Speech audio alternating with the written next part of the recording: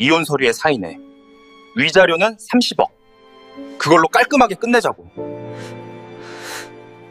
방금 쌍둥이를 임신했다는 사실을 알게 된 제게 재벌 남편은 비서와 바람이 났다며 이혼을 요구했습니다. 그는 1년 전 정관 수술을 했다며 저를 의심했지만 그가 모르는 사실이 있었죠. 제 뱃속의 아이들이 바로 그가 그토록 원하던 그 대단한 가문의 유일한 핏줄이라는 것을요. 저는 그 길로 30억을 들고 사라졌고 5년 후 모두가 우러러보는 모습으로 돌아와 제게 지옥을 선물한 그에게 처절한 후회를 안겨주게 됩니다. 산부인과 복도는 언제나 소란스럽고 활기가 넘쳤지만 저는 마치 차갑고 고립된 무인도 한가운데 서 있는 기분이었습니다. 이 손에는 프린터에서 막 나와 온기가 채 가시지 않은 초음파 결과지가 들려 있었습니다. 쌍태아라는 굵은 검은색 글씨가 흰 종이 한가운데 선명하게 박혀 마치 운명의 무게를 묵직하게 확인시켜주는 듯 했습니다. 저는 조용히 싹트고 있는 생명이 자리한 배 위로 손을 가져갔습니다. 경이로우면서도 두려운 감정이 온몸의 세포 하나하나로 스며들었습니다. 지난 3년간 저는 이 순간을 애타게 기다려왔습니다. 얼마나 많은 쓰디쓴 한약을 마셨는지, 명절마다 모이는 시댁 식구들의 따가운 눈초리를 얼마나 견뎌왔는지 모릅니다. 막 심호흡을 하며 마음을 다잡으려던 그때 가방 속 휴대폰이 요란하게 울렸습니다. 화면에 뜬 태준 씨라는 짧은 이름에 심장이 쿵 내려앉았습니다. 혹시 텔레파시라도 통한 걸까? 검진 결과가 어떤지 물어보려고 전화한 건 아닐까 하는 신라 같은 희망이 피어올랐습니다. 저는 떨리는 손으로 통화 버튼을 누르며 최대한 평온한 목소리를 내려고 애썼습니다. 여보세요? 태준 씨. 수화기 너머에서는 인사 한마디 없이 서류를 넘기는 소리와 낯선 사람처럼 차갑고 낮은 목소리만 들려왔습니다. 우리 변호사 곧 집으로 갈 거야. 오늘 오후에 시간 비워서 서류에 사인하도록 해. 이혼 서류는 내가 미리 사인해뒀고 재산 분할 조항도 명확하게 적어놨어. 당신은 그냥 훑어보고 도장만 찍으면 돼. 저는 병원 복도 한가운데서 못 박힌 듯 서 있었습니다. 주위에서는 남편의 부축을 받으며 오가는 부부들의 행복한 웃음소리가 들려왔습니다. 그들의 행복이 마치 날카로운 바늘이 되어 제 고막을 찌르는 듯 했습니다. 입술을 달싹였지만 목구멍은 바싹 마른 모래를 한 움큼 삼킨 것처럼 쓰리고 답답했습니다. 지금 뭐라고 했어요? 이혼이라니요? 왜 하필 지금이에요? 태준 씨는 한숨을 쉬었습니다. 지난 반년 동안 제게 너무나 익숙해진 지겨움과 조급함이 가득 담긴 한숨이었습니다. 서연아, 우리 성인이잖아. 품위 있게 끝내자. 지난 3년간 당신이 고생한 거 아니까 빈손으로 내보내진 않을게. 당신 개인 계좌로 30억 원 입금해뒀어. 당신 청춘에 대한 보상금이랄까? 그리고 앞으로 내일에 대해 입 다물고 살아달라는 값이기도 하고 한남동 빌라는 한 달 정도 더 머물러도 좋아. 새 집 구할 시간은 줘야지. 그 후엔 열세 반납하고 30억 원. 평범한 사람이라면 평생을 풍족하게 살 수 있을 만큼 엄청난 액수였습니다. 하지만 한때 사랑했던 남편의 입에서 나온 그 돈은 제 자신을 한없이 초라하고 비참하게 만들 뿐이었습니다. 지난 3년간의 아내로서, 며느리로서, 그리고 남편의 뒤에서 묵묵히 내조했던 한 여자로서의 삶이 고작 그 숫자로 평가된 것이었습니다. 손가락 끝에서 구겨지고 있는 초음파 사진을 내려다보았습니다. 눈물은 밖으로 흐르지 못하고 심장으로 역류하는 듯 했습니다. 저는 떨리지 않는 목소리로 마지막 질문을 던지기 위해 안간힘을 썼습니다. 3년에 30억이라 저를 꽤 비싸게 쳐주셨네요. 이유는 뭐죠, 태준 씨? 제가 아이를 낳지 못해서? 아니면 오유라 비서 때문에? 수화기 너머는 몇 초간 침묵에 잠겼습니다. 그 숨 막히는 정적 속에서 병원 유리창 틈새로 스치는 바람 소리마저 들리는 듯 했습니다. 마침내 태준 씨가 짧게 대답했습니다. 그의 목소리에는 일말의 죄책감도 없었습니다. 유라 씨는 날 이해해. 내가 뭘 필요로 하는지 알고 내 일에 스트레스를 나눌 줄 알지. 하지만 당신은 서연아, 당신은 너무 무미건조해. 집에 걸린 예쁘지만 영혼 없는 그림 같달까? 오래 보면 질리는. 그만하자. 서로 피곤하게 만들지 말고. 저는 소리치고 싶었습니다. 나 무미건조하지 않다고. 내 뱃속에 당신의 아이가 그것도 쌍둥이가 자라고 있다고. 알고 있냐고. 하지만 그 말이 입 밖으로 나오기도 전에 수화기 너머로 애교 섞인 달콤한 여자의 목소리가 칼날처럼 날아와 박혔습니다. 자기야, 이 네이비색 넥타이 오늘 저녁 입을 정장이랑 잘 어울릴까? 빨리 와서 좀 봐줘. 유라 씨의 목소리였습니다. 평소에는 깍듯하게 그의 업무 일정을 보고하던 그 목소리가 지금은 남편의 사적인 공간 안에서 너무나도 친밀하고 당당하게 울려 퍼지고 있었습니다. 휴대폰을 쥔 팔에 힘이 쭉 빠졌습니다. 모든 것은 이미 오래전에 정해져 있었던 것입니다. 저만 마지막까지 바보처럼 모르고 있었을 뿐 저는 한마디도 없이 전화를 끊었습니다. 그리고 제 배를 내려다보며 아직 세상에 태어나지도 못한 두 작은 생명에게 미안하다고 속삭였습니다. 30억? 좋아요. 돈으로 모든 걸 끊어내고 싶다면 기꺼이 받겠어요. 하지만 이 두 아이의 존재는 당신이 평생 알 기회조차 없을 거예요. 그날 오후 옅은 안개에 잠긴 한강변의 빌라는 유난히 스산했습니다. 강바람이 창문 틈으로 스며들어 뼛속까지 시리게 했습니다. 저는 집에 돌아와 습관처럼 저녁 식사를 준비했습니다. 이 저녁을 먹어줄 사람이 아무도 없다라는 것을 알면서도 말입니다. 수입산 오크나무로 만든 길고 텅 빈 식탁 위에는 태준 씨가 가장 좋아하던 된장찌개와 갈비찜이 식어가고 있었습니다. 굳어버린 기름층이 음식 표면을 덮은 모습이 꼭 제 신세 같아 처량했습니다. 이 넓고 텅 빈 집은 단 한 번도 제게 따뜻한 보금자리라는 느낌을 준 적이 없었습니다. 그저 제 청춘을 가두는 화려한 황금세장에 가까웠습니다. 정확히 저녁 7시 익숙한 자동차 엔진 소리가 대문 밖에서 들려왔습니다. 태준 씨가 집으로 들어섰습니다. 여전히 몸에 딱 맞는 최고급 정장을 입고 있었지만 저를 보는 그의 눈빛에는 부부의 정이라고는 조금도 남아있지 않았습니다. 그는 식탁에는 앉지도 제가 2시간 동안 공들여 차린 음식에는 눈길 한번 주지 않은 채 거실의 티테이블로 직행했습니다. 그리고 두툼한 서류철과 인감도장을 내려놓았습니다.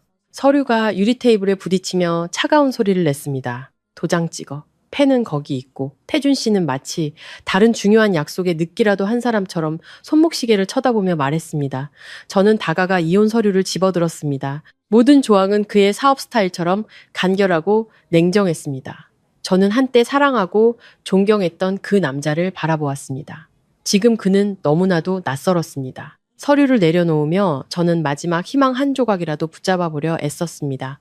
목소리는 가늘었지만 또렷했습니다. 태준 씨, 우리 정말 이대로 끝인가요? 만약 제가 임신했다고 하면요. 다시 생각해주지 않을래요? 저는 숨을 죽이고 기다렸습니다. 그가 잠시라도 멈칫하길, 그의 눈동자에 작은 흔들림이라도 있기를 바라며 하지만 태준 씨의 반응은 저를 완전히 무너뜨렸습니다. 그는 경멸 어린 눈으로 저를 쳐다보더니 세상에서 가장 우스운 이야기를 들은 사람처럼 냉소적으로 웃었습니다. 그리고는 서류 가방을 열어 또 다른 병원 기록 서류철을 꺼내 제 앞에 세게 내던졌습니다. 연기 그만해 서연아. 당신 체면은 지켜주려고 했는데 아이까지 들먹이며 매달리니 나도 솔직하게 말할 수밖에. 태준 씨의 목소리는 한 글자 한 글자 힘이 실려 있었습니다. 1년 전 사업하는 친구놈들이 자식들 재산 다툼 때문에 골머리 앓는 걸 보고 몰래 정관 수술을 했어. 의사가 분명히 말했지. 자연 임신은 불가능하다고. 그러니 당신이 정말 임신했다면 그건 대체 어떤 놈의 작품이지? 설마 내 뒤에서 딴짓한 건 아니겠지? 저는 병원 기록을 든 채 망연자실했습니다. 글자들이 눈앞에서 춤을 추는 것 같았습니다. 서류에 적힌 날짜는 정확히 1년 전 제가 여전히 한약을 다리고 절에 가서 기도를 올리고 매일 밤 그가 돌아오기를 기다리며 희망을 품고 있던 바로 그 시점이었습니다. 지난 반년간 그가 잠자리를 피하고 출장이 잦았던 모든 이유가 설명되었습니다. 그는 자신의 거대한 재산을 지키기 위해 그리고 저와의 관계를 정리하기 위해 스스로 아이를 가질 길을 막아버린 것이었습니다. 그리고 이제는 그 잔인한 비밀을 이용해 저를 불륜녀로 몰아가고 있었습니다. 제가 만약 진실을 말한다면 고통은 곧 혐오감으로 바뀌었습니다. 저는 눈앞의 남자가 한심하면서도 무섭게 느껴졌습니다. 그는 자신의 계산을 너무나도 굳게 믿은 나머지 세상에는 의학적으로 희귀한 확률이라는 것이 존재한다는 사실을 몰랐던 것입니다. 어쩌면 그 수술 자체가 실패했을 수도 있습니다. 하지만 저는 설명하지 않을 것입니다. 믿음이 사라진 마당에 설명해서 무엇 하겠습니까? 그가 저를 다른 남자와 잤다고 의심하게 만들거나 혹은 제 뱃속에 아이를 사생아라 여기고 지우라고 강요하게 만들려고요. 저는 깊게 숨을 들이마시고 눈물을 안으로 삼켰습니다. 집안은 몰락했지만 여전히 남아있는 양갓집 교수로서의 자존심이 이 순간 약해지는 것을 허락하지 않았습니다. 저는 망설임 없이 펜을 들어 아내의 서명란에 단호하게 이름을 적었습니다. 좋아요. 사인할게요. 30억 원 고맙게 받죠. 저는 고개를 들어 태준 씨의 눈을 똑바로 쳐다보며 얼음장처럼 차가운 목소리로 말했습니다.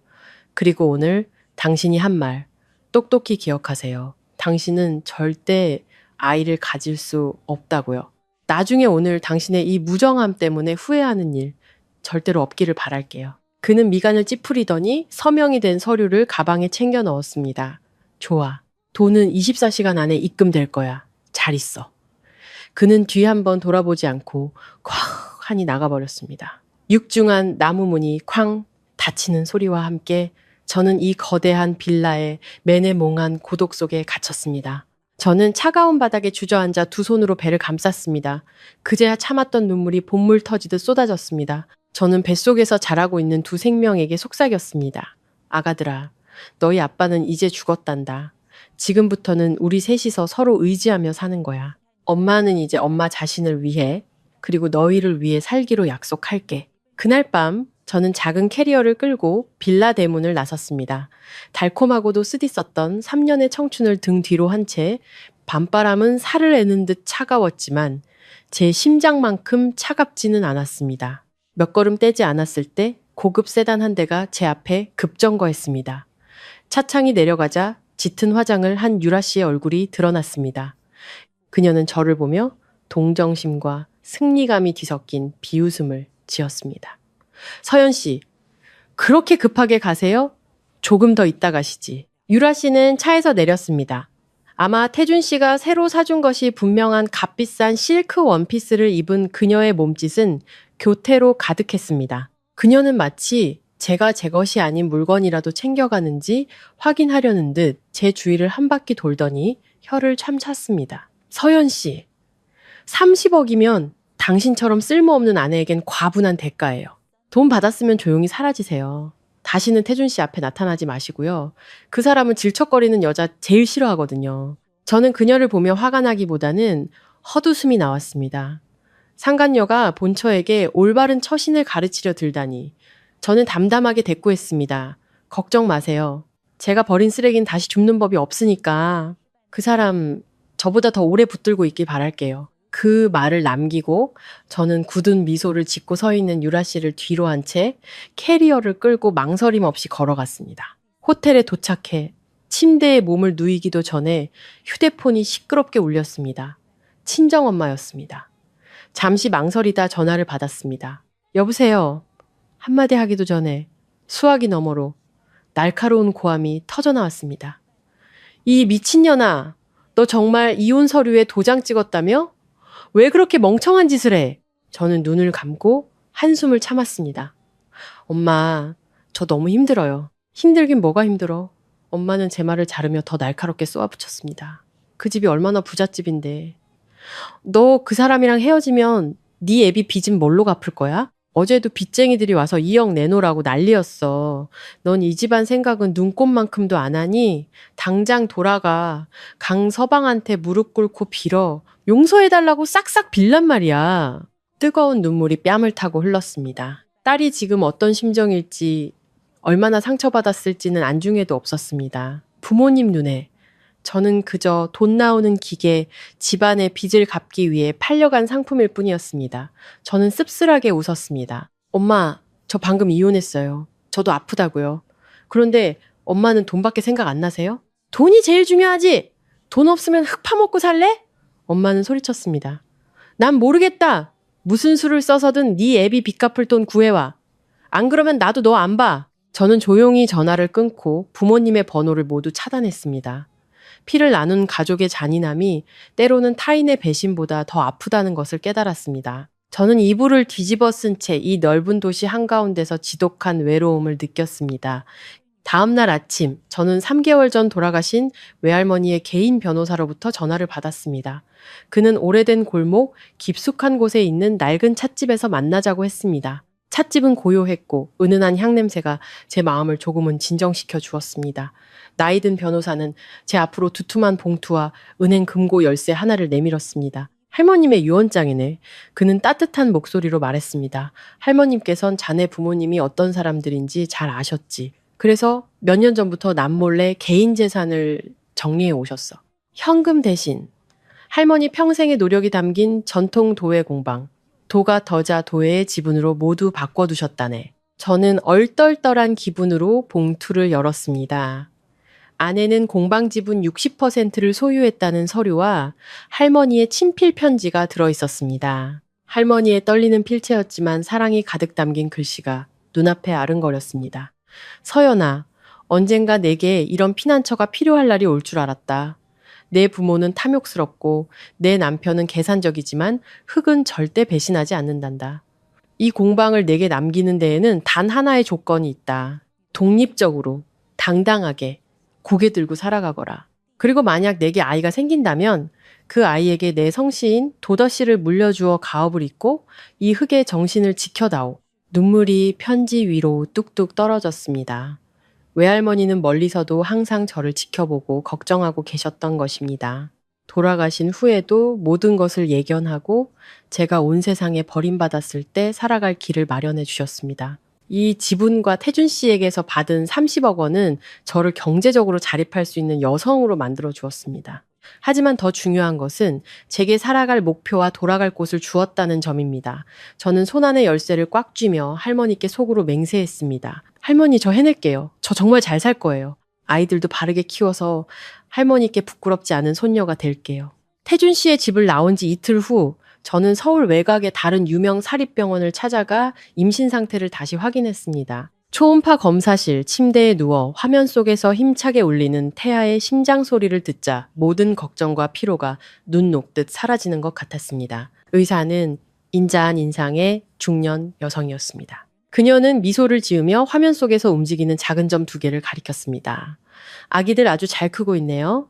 심장 소리도 우렁차고요. 산모님 너무 걱정하지 마세요. 저는 잠시 망설이다가 마음속에 계속 맴돌던 질문을 던졌습니다. 선생님, 제 전 남편이 1년 전에 정관 수술을 했다고 했어요. 그런데 어떻게 제가 임신할 수 있었을까요? 뭔가 착오가 있었던 건 아닐까요? 의사는 전문적인 지식과 공감이 담긴 눈빛으로 저를 바라보았습니다.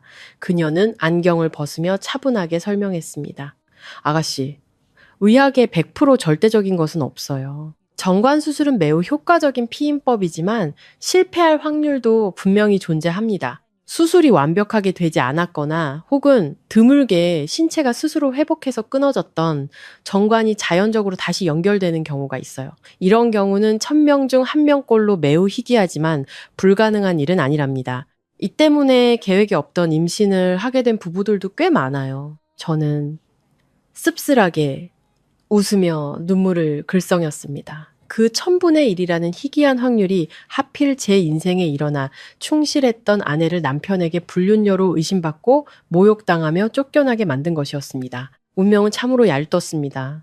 저는 검사 결과지를 손에 들고 당장 사진을 찍어 태준 씨에게 보내 제 결백을 증명하고 싶었습니다. 그가 틀렸다는 것을, 저를 의심한 것이 완전히 잘못되었다는 것을 알려주고 싶었습니다. 하지만 전송 버튼을 누르려던 손가락이 멈칫했습니다. 그날 그의 차갑고 경멸에 찬 눈빛이 떠올랐습니다.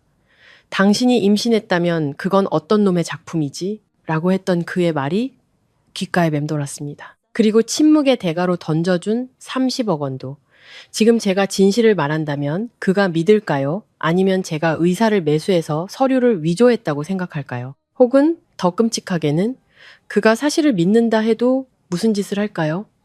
아이를 빼앗아 가려 하거나 유라 씨 같은 계모 밑에서 살게 할지도 모릅니다. 안 돼요. 그 생각만으로도 온몸에 소름이 돋았습니다. 제 아이들을 그런 잔인한 사람들 손에 넘길 수는 없었습니다. 저는 초음파 사진을 다시 한번 쳐다본 뒤 천천히 잘게 찢어 의료 폐기물 통에 버렸습니다.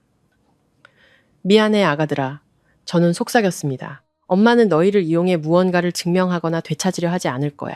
너희는 엄마만의 선물이지 누구의 도구도 아니란다. 저는 이 비밀을 끝까지 지키기로 결심했습니다. 제 모든 사랑과 능력으로 아이들을 낳고 키울 것입니다. 제게는 돈도 있고 외할머니가 물려주신 도예 기술도 있습니다. 저는 완벽하게 제 삶의 주인이 될 수 있었습니다. 저는 잠적을 계획하기 시작했습니다. 전화번호를 바꾸고 옛 지인들과의 모든 연락을 끊었습니다. 30억 원은 투자금으로 삼아 태준 씨와 그의 가족의 그림자에서 완전히 벗어난 새로운 삶을 건설할 것입니다. 이 결심은 제 마음을 그 어느 때보다 가볍게 만들어 주었습니다. 병원을 나서며 고개를 들어 파란 하늘을 보았습니다. 시원한 바람이 불어와 낡은 번뇌를 씻어주었습니다. 이제 저는 강태준 회장의 아내가 아닙니다. 저는 도의 명인 도씨 가문의 손녀 도서연이자 곧 태어날 두 천사 같은 아이들의 엄마입니다. 붉은 흙이 풍부한 이천 도자기 마을은 서울 중심가에서 멀지 않으면서도 전혀 다른 시간의 흐름을 간직한 평화로운 곳이었습니다. 저는 외할머니의 유언장에 적힌 주소를 따라 설렘과 걱정을 안고 이곳을 찾았습니다. 도가 도에 공방은 붉은 벽돌이 깔린 길 끝에 자리하고 있었습니다. 세월의 흔적이 묻어나는 낡은 나무 대문 위에는 할머니의 이름이 새겨진 소박한 현판이 걸려 있었습니다. 안으로 들어서자 축축한 흙 냄새와 가마의 그을음 냄새가 뒤섞여 코끝을 찔렀습니다. 어릴 적 할머니 품에서 흙장난을 하던 아련한 기억이 떠올랐습니다. 마당에는 햇볕을 쬐고 있는 수많은 항아리와 화병들이 질비했습니다. 마당 한쪽 구석에서는 한 남자가 물레 앞에 앉아 있었습니다. 흙투성이 손이 무심한 흙덩이를 능숙하게 빚어내고 있었습니다. 그는 낡고 색바랜 티셔츠를 입고 있었고 등은 땀으로 흠뻑 젖어 있었지만 그의 얼굴에는 놀라운 집중력과 열정이 서려 있었습니다. 발소리를 들은 남자가 고개를 들었습니다. 각진 얼굴과 가을 호수처럼 맑고 고요한 눈빛을 가진 남자였습니다. 그는 저를 보더니 살짝 부른 제 배에 시선을 잠시 멈추고는 미간을 찌푸리며 물었습니다. 누구시죠? 오늘 공방은 관람객을 받지 않습니다. 저는 서연, 도가터, 할머니의 외손녀입니다. 저는 최대한 차분한 목소리로 대답했습니다. 할머니의 유언에 따라 공방을 인수하러 왔어요. 남자는 잠시 놀란 듯 하더니 황급히 자리에서 일어나 어깨에 걸친 수건에 흙 묻은 손을 닦았습니다. 할머니 손녀분이셨군요. 저는 한지훈이라고 합니다. 할머니의 옛 제자이고 지금은 여기서 기술 관리를 맡고 있습니다. 그는 걱정스러운 눈빛으로 저를 보며 말했습니다. 하지만 임신 중이신 몸으로 도의 일은 힘들고 먼지도 많고 유해할 수도 있습니다. 부인께는 맞지 않아요. 차라리 제가 계속 관리할 테니 부인께서는 보고만 받으시는 게 어떻겠습니까? 저는 공방을 둘러보았습니다. 사람의 손길이 부족해 차갑게 식어버린 가마들, 묵묵히 일하는 나이든 장인들을 보며 저는 단호하게 고개를 저었습니다. 아니요, 지훈 씨. 제가 직접 하고 싶어요. 기술을 배우고 흙 한 줌, 불꽃 하나까지도 이해하고 싶어요. 제 아이들이 엄마의 한숨 소리가 아니라 흙이 숨 쉬는 소리를 듣게 하고 싶어요. 지훈 씨는 저를 보고 깜짝 놀란 듯 했습니다. 아마도 그처럼 연약해 보이는 아가씨가 그렇게 강한 의지를 가졌을 거라고는 생각하지 못했던 모양입니다. 그는 한참 침묵하더니 고개를 끄덕였습니다. 좋습니다. 그렇게 결심하셨다면, 하지만 미리 말씀드리는데 이 일은 어설픈 마음으로는 할 수 없습니다. 그날부터 저는 초보 도예공으로서의 삶을 시작했습니다.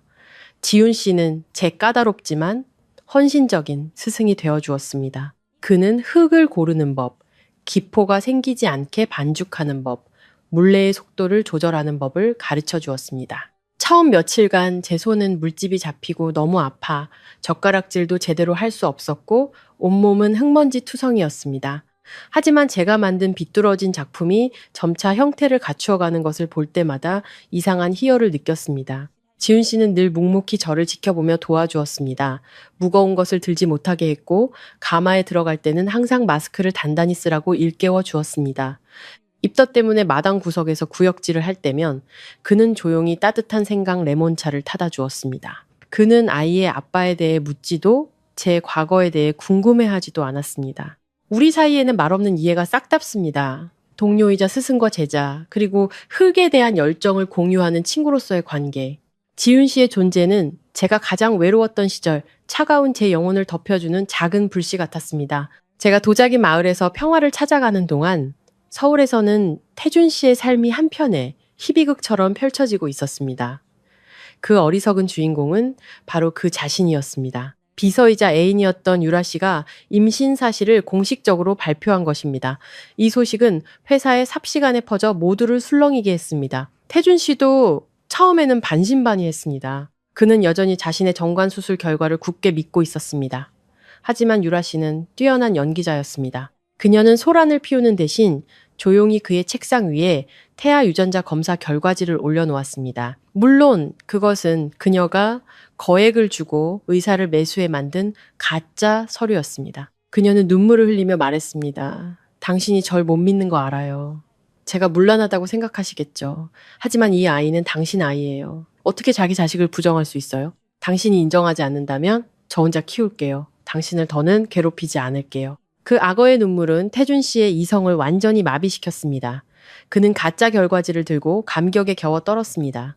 그는 하늘이 자신을 도왔다고, 의학의 기적이 유라 씨에게 일어났다고 믿었습니다. 제게는 배신이라며 그토록 매몰차게 굴었던 그가 말입니다. 사랑에 눈먼 남자의 어리석음은 때로 무섭고도 우스꽝스러웠습니다. 태준 씨는 유라 씨를 끌어안고 온갖 약속을 퍼부었습니다. 미안해. 내가 잘못했어. 당신과 아이에게 내가 다 보상할게. 이 아이가 우리 가문의 유일한 후계자가 될 거야.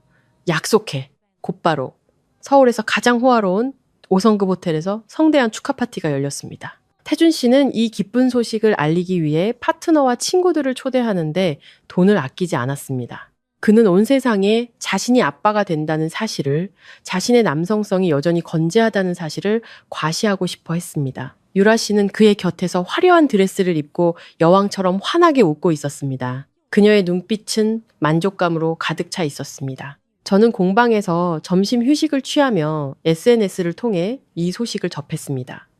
손에는 여전히 흙이 묻어 있었습니다. 유라 씨의 허리를 감싸 안고 축배를 드는 태준 씨의 행복한 사진을 보면서 저는 더 이상 질투나 고통을 느끼지 않았습니다. 대신 깊은 연민이 느껴졌습니다. 한때 제 남편이었던 그 남자가 남의 자식을 키우면서도 그것을 모르고 사기꾼을 여왕처럼 떠받들고 있는 모습이 안쓰러웠습니다. 지훈 씨가 제가 휴대폰을 뚫어지게 쳐다보는 것을 보고 조용히 물었습니다. 안 좋은 일이라도 있습니까? 저는 화면을 끄고 웃으며 고개를 저었습니다.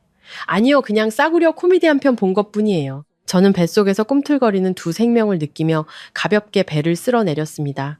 그리고 속으로 다짐했습니다. 이 아이들이야말로 진짜 기적이고 그의 진짜 핏줄인데, 하지만 그는 알 자격이 없어. 이 아이들의 아빠가 될 자격도 없고 저 가짜 환상 속에서 계속 살게 내버려 두자. 그게 그가 저지른 배신에 대한 대가일 테니 세상의 인과응보는 공평한 법. 그는 자신이 뿌린 대로 거두게 될 거야. 진실이 밝혀지는 날, 그의 고통은 그가 오늘 내게 안겨준 고통의 수만 배가 될 테니. 저는 자리에서 일어나 앞치마에 흙먼지를 털고 물레 앞으로 돌아갔습니다. 이제 제 인생은 흙과 아이들을 중심으로 돌아갈 것입니다. 그 사람들은 그저 제 이야기 속 희미한 조연일 뿐입니다. 공방에서의 평화는 오래가지 않았습니다. 폭풍은 제가 가장 가슴 아픈 방식으로 덮쳐왔습니다. 그날 오후 날씨는 푹푹 찌고 공기는 무거워 숨쉬기조차 힘들었습니다. 제가 막 빚은 도자기에 청아 안료로 그림을 그리고 있을 때 대문 쪽에서 시끄러운 소란이 들려왔습니다. 개 짖는 소리와 함께 들려오는 익숙한 고함 소리에 제 손이 떨렸습니다. 푸른색 물감이 흰 흙 위로 길고 흉한 자국을 남겼습니다. 부모님이었습니다. 그들은 낯선 검은 옷의 남자와 함께였습니다. 아마 저를 찾기 위해 고용한 흥신소 사람이겠지요. 앞치마 너머로 불룩 나온 제 배를 보자마자 엄마는 제 안부는 묻지도 않고 폭풍처럼 달려들었습니다. 엄마는 제 얼굴에 손가락질하며 소리쳤습니다. 아주 꽁꽁 잘도 숨어 있었네. 잘났다 도서연. 남편 버리고 돈 챙겨서 이딴 시궁창에 처박혀서 부모가 빚더미에서 죽어가는 건 나 몰라라 했겠다. 아빠는 옆에서 술에 취해 얼굴이 벌겋게 달아오른 채 서 있었습니다. 입에서는 술 냄새가 진동했습니다. 그는 나무 테이블을 손으로 내리쳤고 아직 굽지 않은 찻잔들이 위태롭게 흔들렸습니다. 내가 너를 어떻게 키웠는데 밥 먹이고 공부시켜놨더니 이따위로 은혜를 갚아? 네 동생 놈. 지금 빚쟁이들한테 손목 잘린다고 협박받고 있어. 넌 돈이 있으면서도 동생 하나 못 구해? 네가 그러고도 누나야? 저는 자리에서 일어나 본능적으로 두 손으로 배를 감싸 아이들을 보호했습니다. 저를 낳아주신 두 분이 돈 때문에 길길이 날뛰는 모습을 보니 마음이 차가운 재처럼 식어버렸습니다. 저는 침착하게 안방으로 들어가 낡은 가죽 표지에 작은 수첩을 꺼내왔습니다. 그리고 부모님 앞에 펼쳐놓았습니다. 목소리는 또렷했지만 깊은 슬픔이 배어 있었습니다. 보세요. 지난 3년간 제가 집으로 보내드린 돈 전부 기록해뒀어요. 새 집 짓는 돈, 아빠 차 사는 돈, 엄마 여행 경비, 그리고 동생 도박 빚 갚아준 돈까지 전부 합해서 6억 원이에요. 결혼 전에 제가 일해서 모은 돈 전부였어요. 엄마는 수첩을 힐끗 보더니 경멸하듯 입술을 삐죽였습니다. 6억이 뭐 대수라고? 너 재벌집 며느리였잖아. 6억쯤이야 너한테 푼돈이지. 이제 이혼했으니 강 서방한테 30억 받은 거 다 알아. 거기서 20억만 내놔. 동생 빚 갚고. 나머진 네가 알아서 하고. 20억. 엄마의 입에서 그 숫자는 깃털처럼 가볍게 흘러나왔습니다. 제가 임신했다는 사실도 이혼 후에 어떻게 살아갈 것인지도 관심 없었습니다. 오직 귀한 아들의 밑빠진 독을 채울 돈만 필요했던 것입니다. 저는 웃음이 터져 나왔고 눈물이 흘렀습니다. 엄마, 저도 엄마가 낳은 딸이잖아요. 어떻게 저한테 이렇게 잔인하실 수 있어요? 저한테도 돈이 필요해요. 제 아이들을 키워야 한다고요. 엄마의 외손주들이에요. 나는 다른 성씨 가진 외손주 따위 둔 적 없어. 아빠가 소리치며 저를 때리려는 듯 손을 쳐들었습니다. 돈 안 내놓으면 나도 가만 안 있어. 오늘 돈 못 받으면 이 공방 다 때려 부숴버릴 테니까. 그의 거친 손이 제 뺨에 닿기 직전 다른 단단한 손이 그 팔을 쇠붙이처럼 낚아챘습니다. 지훈 씨였습니다. 언제 나타났는지 그는 거대한 산처럼 제 앞을 가로막고 서 있었습니다. 평소에는 호수처럼 고요하던 그의 눈빛이 지금은 결연한 분노로 불타고 있었습니다. 진정하십시오, 아버님. 지훈 씨의 목소리는 낮았지만 힘이 실려 있었습니다. 여기는 법적으로 등록된 도가도의 공방입니다. 이곳의 물건에 손이라도 대시면 재물 손괴 및 업무 방해죄로 경찰에 신고하겠습니다.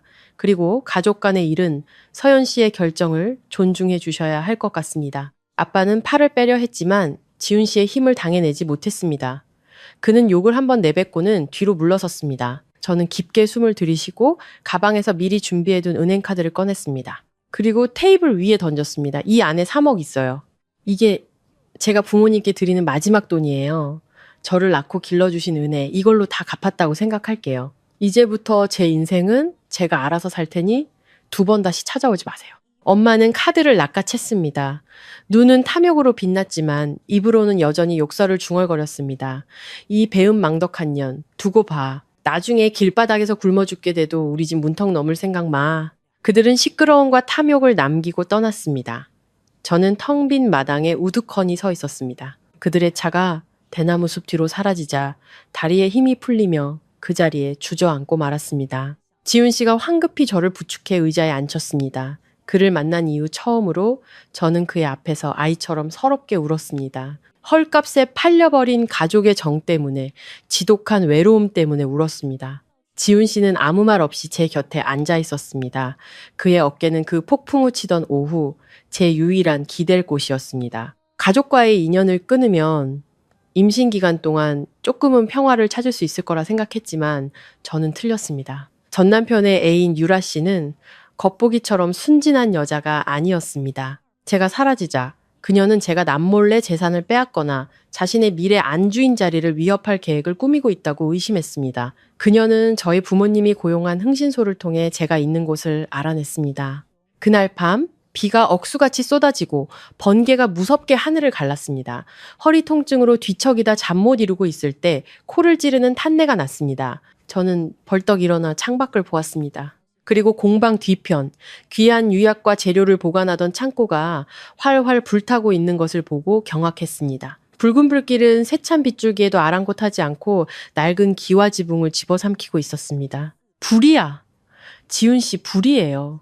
저는 비명을 지르며 겉옷을 대충 걸치고 밖으로 뛰쳐나갔습니다. 숙직실에서 지훈 씨도 막 달려나왔습니다. 그의 손에는 소화기가 들려 있었지만 불길은 이미 걷잡을 수 없이 커져 있었습니다.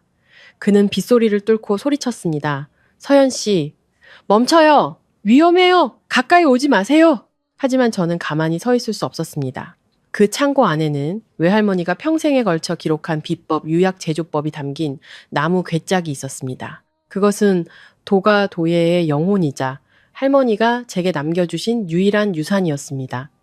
제가 불 속으로 뛰어들려던 순간 지훈 씨가 더 빨랐습니다. 그는 저를 뒤로 밀쳐 넘어뜨리고는 혼자 불길 속으로 뛰어들었습니다. 지훈 씨! 저는 심장이 솟는 듯한 공포에 소리쳤습니다.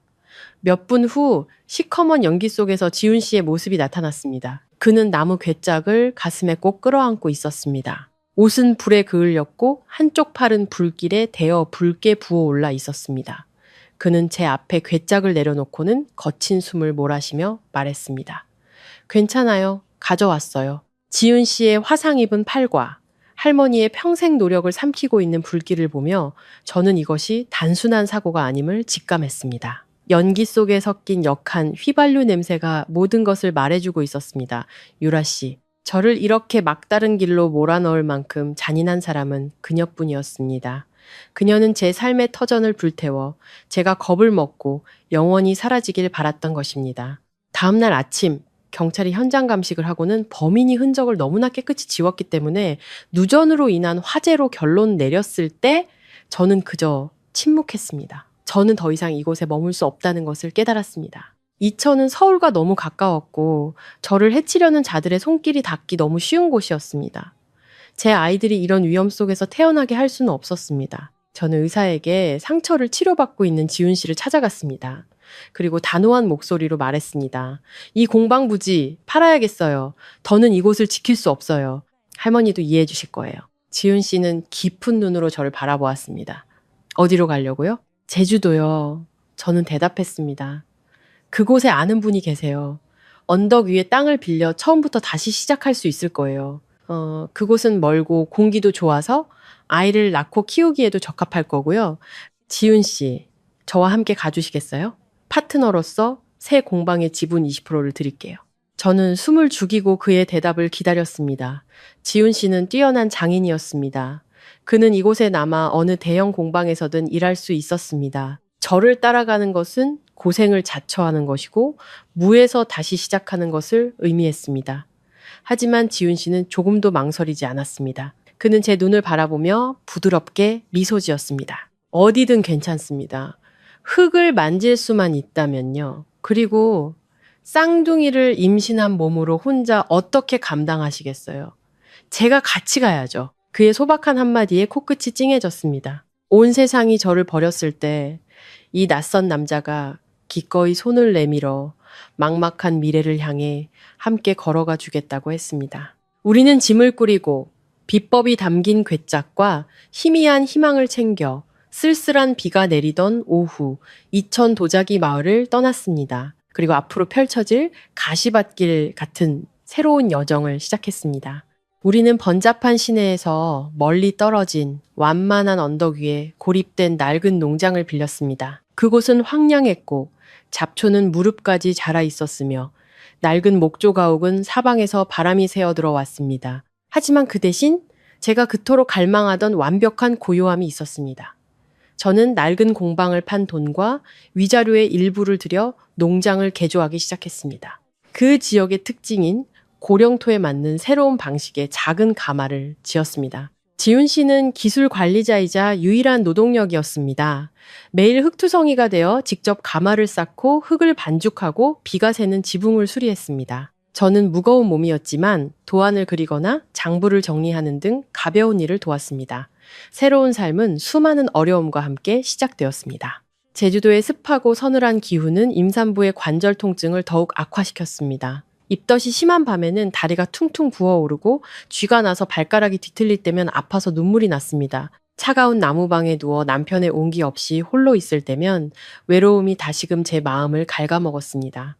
저는 집이 그리웠고 짧았던 평화로운 날들이 그리웠습니다. 그리고 때로는 흐릿한 꿈속에서 저를 등지고 떠나가던 태준 씨의 뒷모습을 보기도 했습니다. 지훈 씨는 제 모든 아픔을 알고 있었지만 항상 적절한 거리를 유지했습니다. 그는 친구이자 동료라는 선을 넘지 않았습니다. 하지만 그의 관심은 아주 세심했습니다. 매일 저녁 가마 일을 마치면 그는 따뜻한 조경물을 끓여 제 방문 앞에 놓아주고는 가볍게 노크했습니다. 서연 씨, 조경물 여기 뒀어요. 부기 빼는데 좋을 겁니다. 아침에 일어나면 식탁에는 항상 따뜻한 죽이나 고소한 두유가 준비되어 있었습니다. 그는 말이 많은 사람이 아니었습니다. 그저 묵묵히 행동으로 저를 보살펴 주었습니다. 한 번은 마당에서 묵묵히 장작을 패고 있는 그의 뒷모습을 보며 무한한 고마움을 느꼈습니다. 저는 이렇게 좋은 남자가 왜 아직 결혼하지 않았는지, 왜 남편에게 버림받은 임산부와 함께 이 외딴 곳에서 청춘을 보내고 있는지 궁금했습니다. 한 번은 휴식 시간에 불쑥 물어봤습니다. 지훈 씨, 왜 저희 모자에게 이렇게 잘해주세요? 지훈 씨는 하던 일을 멈추고 푸른 소나무 숲 너머를 바라보았습니다. 그의 눈빛은 아련했습니다. 오래전 제가 삐뚤어진 불량아였을 때 할머님께서 제 인생을 구해주셨습니다. 기술을 가르쳐 주시기 전에 사람답게 사는 법을 먼저 가르쳐 주셨죠. 이제 할머님은 안 계시니 서연 씨를 돕는 것이 제게는 할머님의 은혜를 갚는 길입니다. 그리고 그는 저를 돌아보았습니다. 그의 눈빛은 유난히 따뜻했습니다. 그리고 아이들을 지키려는 서연 씨의 강한 모습을 보면 존경심이 듭니다. 우리 남자들은 때로 여자들보다 훨씬 비겁하거든요. 지훈 씨의 대답은 제 마음을 편안하게 해주었습니다. 우리 사이의 관계는 우리가 만들어내는 도자기처럼 맑고 순수했습니다. 이 외로운 소나무 언덕에서 두 고독한 영혼은 서로에게 의지하며 친절함으로 낡은 마음의 상처를 치유해 나가고 있었습니다. 임신 8개월 차에 접어들자 제 배는 남산만해져 움직이기조차 힘들었습니다. 보건소 의사는 쌍둥이 임신이라 조산 위험이 매우 높으니 절대 안정을 취해야 한다고 경고했습니다. 하지만 새 공방은 막 가동을 시작했고 일본으로 수출될 첫 주문 물량을 맞추느라 정신이 없었습니다. 저는 지훈 씨 혼자 고생하는 것을 보고만 있을 수 없었습니다. 밤늦게까지 남아 유약색을 확인하고 비용을 계산했습니다. 그리고 결국 제가 가장 두려워하던 일이 벌어졌습니다.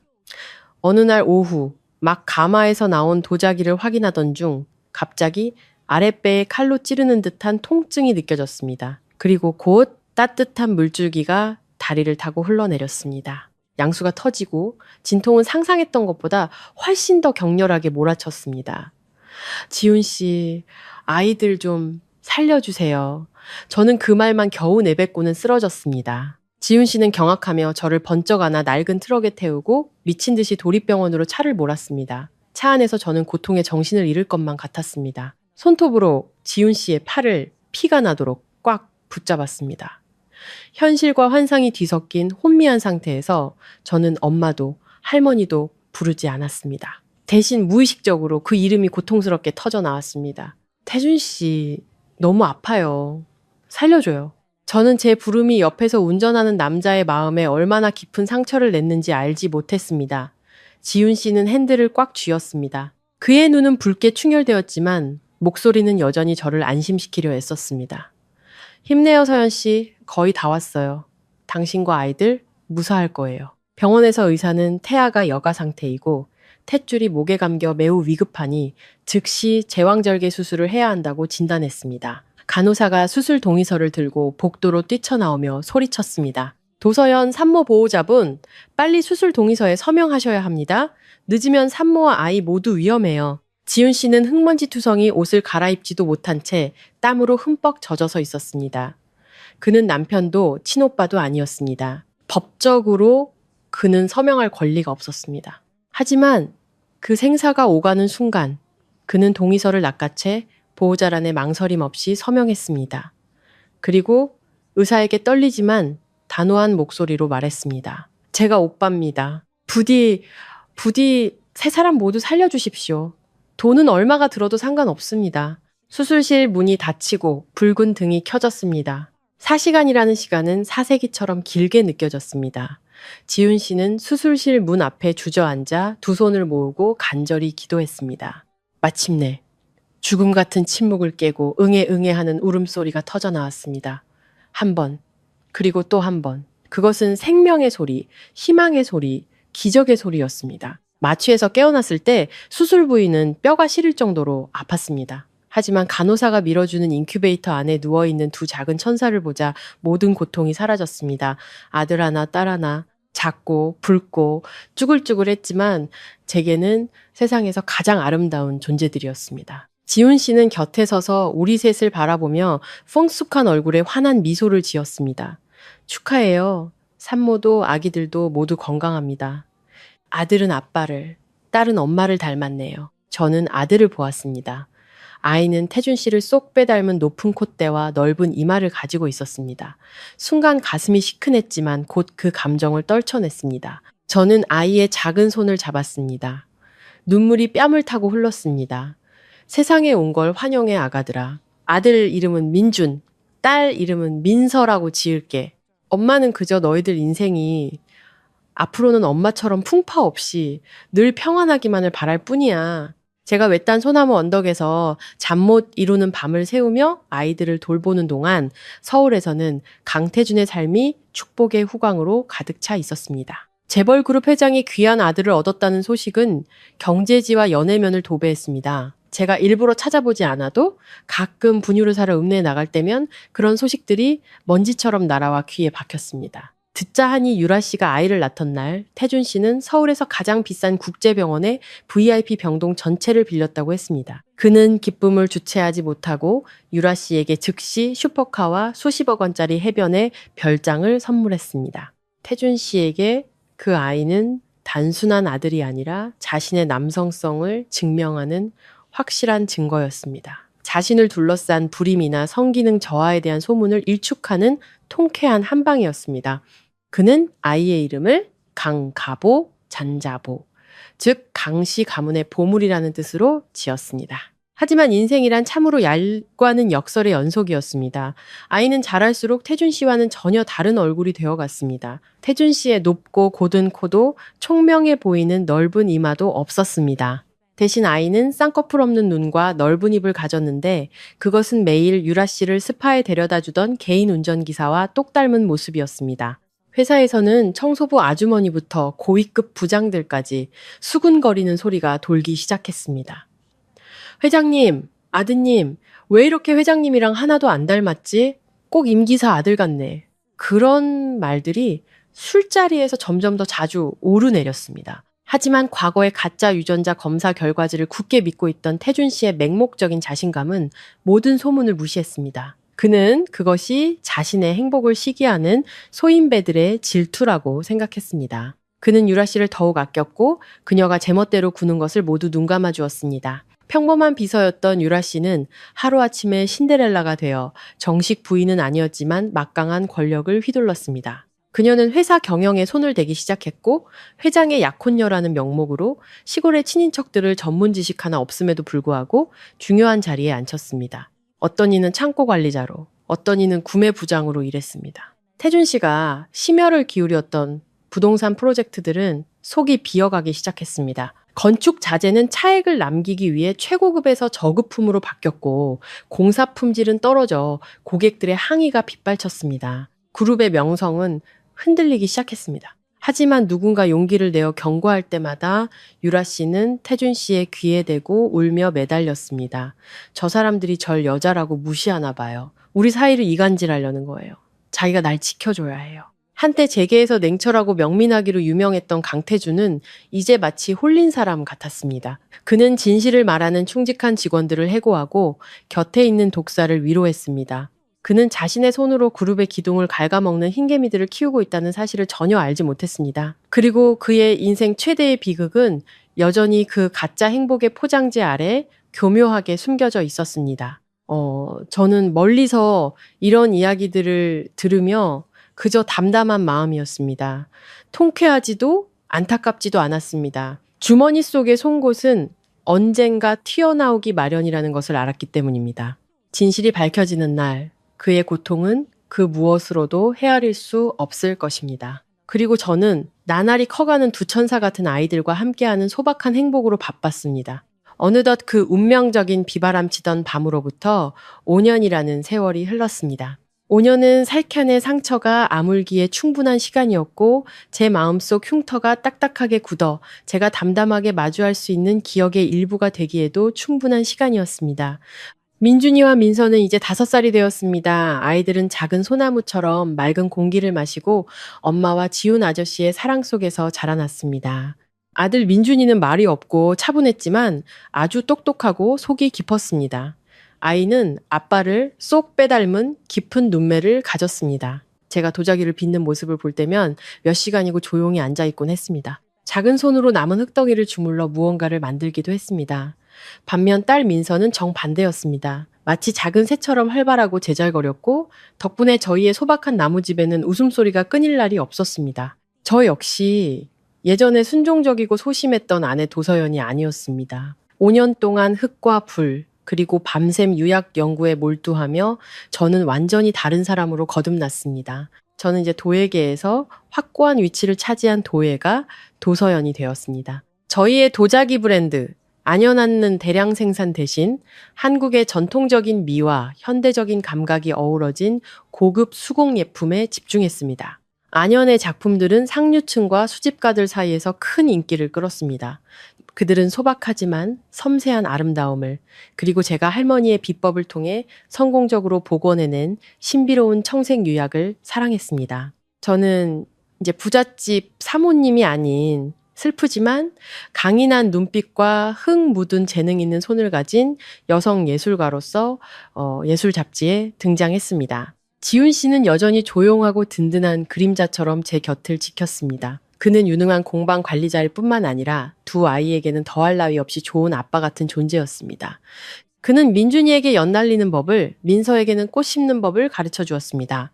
고장난 전등을 갈아주고 깨진 기와장을 교체해 주었습니다. 그는 단 한 번도 사랑한다고 말한 적이 없지만 해질녘 저를 바라보는 그의 눈빛에는 언제나 넓고 깊은 애정이 담겨 있었습니다. 엄마, 지훈 아저씨가 이번 주말에 제주 사려니 숲길에 캠핑 가자고 약속했어요.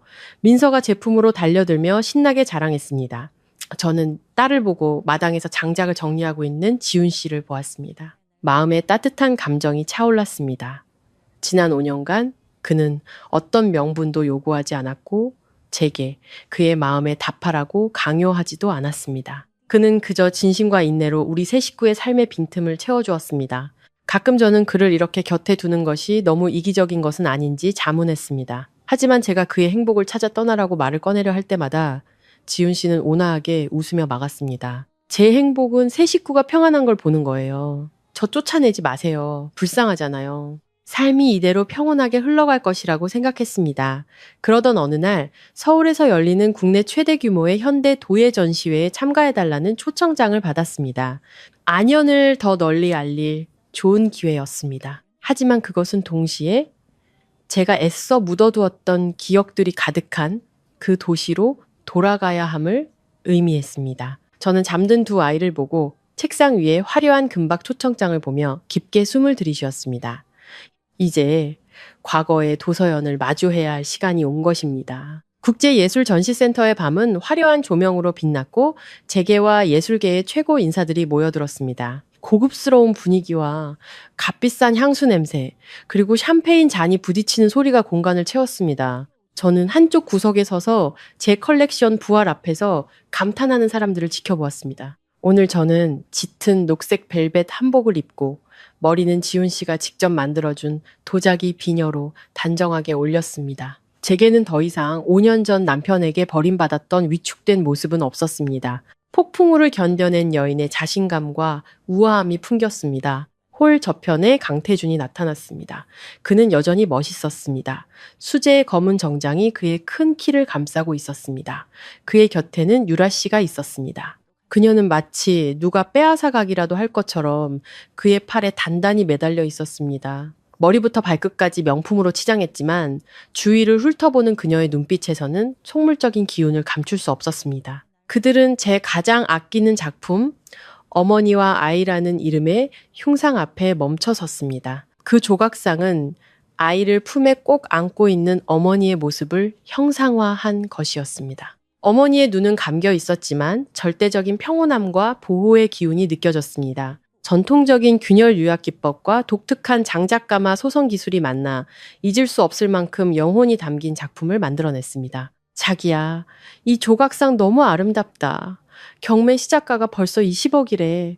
우리 사서 거실에 두는 거 어때? 유라 씨가 예술의 조예가 깊은 척하며 말했습니다. 태준 씨는 고개를 끄덕였습니다. 그의 시선은 조각상에 완전히 매료되어 있었습니다. 마치 보이지 않는 끈이 그의 마음을 붙들고 있는 듯 했습니다. 그가 작품에 손을 대려던 순간 사회자의 목소리가 울려 퍼졌습니다. 그리고 이제 컬렉션 부활의 작가이신 도서연 작가님을 무대로 모시겠습니다. 스포트라이트가 제가 서 있던 곳을 비췄습니다. 저는 깊게 숨을 들이쉬고 부드럽게 미소 지으며 앞으로 나아갔습니다. 그 순간 태준 씨의 동공이 최대로 확장되는 것을 보았습니다. 그는 그 자리에 얼어붙었고 손에 든 샴페인 잔을 떨어뜨릴 뻔했습니다. 그는 마치 유령이라도 본 사람처럼, 아니 먼지 쌓인 기억 속에서 걸어 나온 여신을 본 사람처럼 저를 쳐다보았습니다. 촌스럽고 무미건조했던 서연은 없었습니다. 그의 앞에는 눈부시게 빛나고 성공했으며 아득히 멀게 느껴지는 도서연이 서 있었습니다. 서연 당신이야? 태준 씨의 입술이 달싹였지만 그의 목소리는 관객들의 우레와 같은 박수 소리에 묻혔습니다. 옆에 서 있던 유라 씨의 얼굴은 잿빛으로 변했습니다. 태준 씨의 팔을 잡은 그녀의 손에 힘이 들어갔고 날카로운 손톱이 그의 살을 파고들었습니다. 그녀는 자신이 쓰레기처럼 내쫓았던 여자가 이렇게 화려하게 돌아올 것이라고는 상상도 못했던 것입니다. 바로 그때 무대 뒤편에서 깔끔하게 차려입은 두 아이가 작은 천사처럼 달려 나왔습니다. 엄마, 엄마, 민서의 낭랑한 목소리가 울려 퍼졌습니다. 엄마, 지훈 아저씨가 아이스크림 사줬어요. 엄마 목도 남겨놨어요. 민준이가 녹기 시작한 아이스크림을 들고 뒤따라왔습니다. 두 아이는 제 다리에 매달려 한복자락에 얼굴을 부볐습니다. 저는 몸을 숙여 아들의 뺨에 묻은 아이스크림을 부드럽게 닦아주었습니다. 행복한 미소가 입가에 번졌습니다. 화려한 조명 아래 민준이의 얼굴이 뚜렷하게 드러났습니다. 높고 곧은 코, 깊은 눈매, 고집스러워 보이는 넓은 이마. 아이는 마치 한 틀에서 찍어낸 것처럼 강태준과 똑 닮아 있었습니다. 관객석에 서 있던 태준 씨는 우리에게서 불과 몇 미터 떨어져 있었습니다. 그는 민준이를 뚫어지게 쳐다보다가 다시 저를 보았습니다. 그의 온몸이 가늘게 떨렸습니다. 손에 들려있던 샴페인 잔이 대리석 바닥으로 떨어져 산산조각 났습니다. 유리가 깨지는 날카로운 소리가 울렸지만 아무도 신경 쓰지 않았습니다. 그의 모든 신경은 오직 저 아이에게만 집중되어 있었습니다. 그의 마음속에서 지난 5년간 공들여 쌓아온 모든 방어벽을 무너뜨리는 거대한 충격이 일어나고 있었습니다. 전시회는 혼란스러운 감정 속에서 끝났습니다. 태준 씨는 감히 제게 다가오지 못했습니다.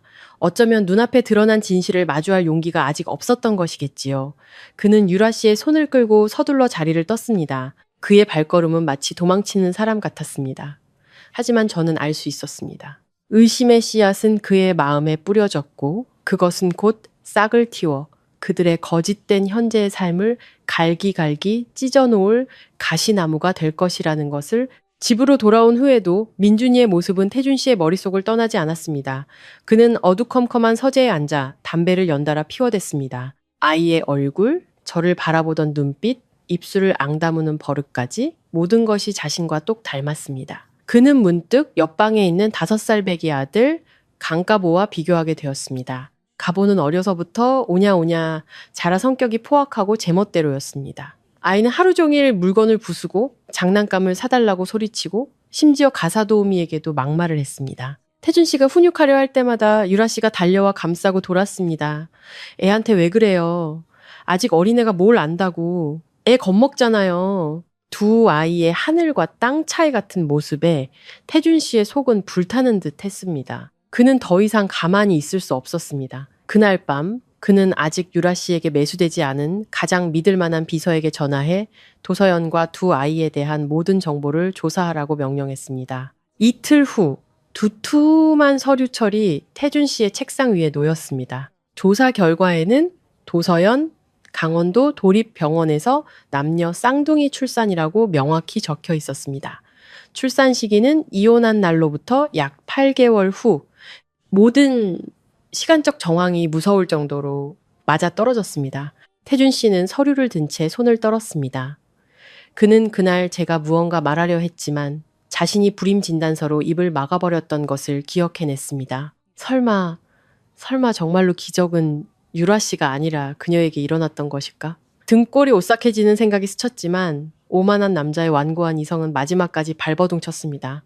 아니야, 난 분명히 수술했어. 인공수정이거나 아니면 그 한지훈이란 놈의 아이일 거야. 태준 씨가 의심과 희망 사이에서 괴로워하는 동안 유라 씨도 가만히 있지 않았습니다. 사기꾼 특유의 예리한 직감으로 그녀는 전시회에서 두 아이를 본 순간부터 위험을 감지했습니다. 그녀는 태준 씨가 진실을 알게 되면 아직 제대로 앉아보지도 못한 사모님 자리가 산산조각 날 것이라는 것을 알았습니다. 그녀는 이 호화로운 삶을 잃는 것이 두려웠고 과거의 초라한 시궁창으로 돌아가는 것이 무서웠습니다.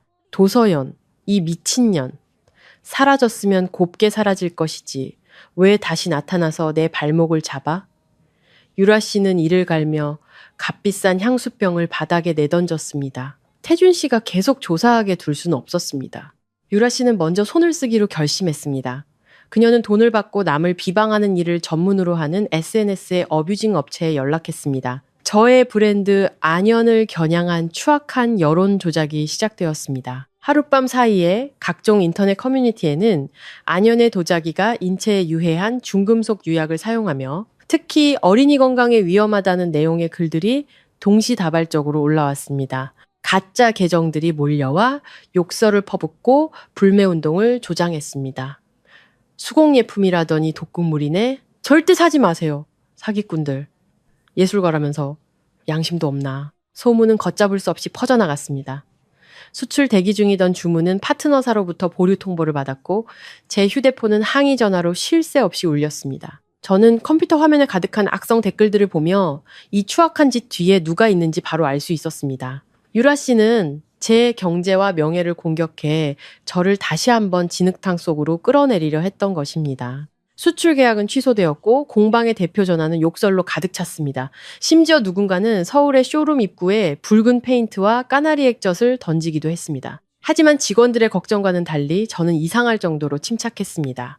5년간 뜨거운 불 속에서 단련된 저는 더 이상 쉽게 깨지는 무른 흙덩이가 아니었습니다.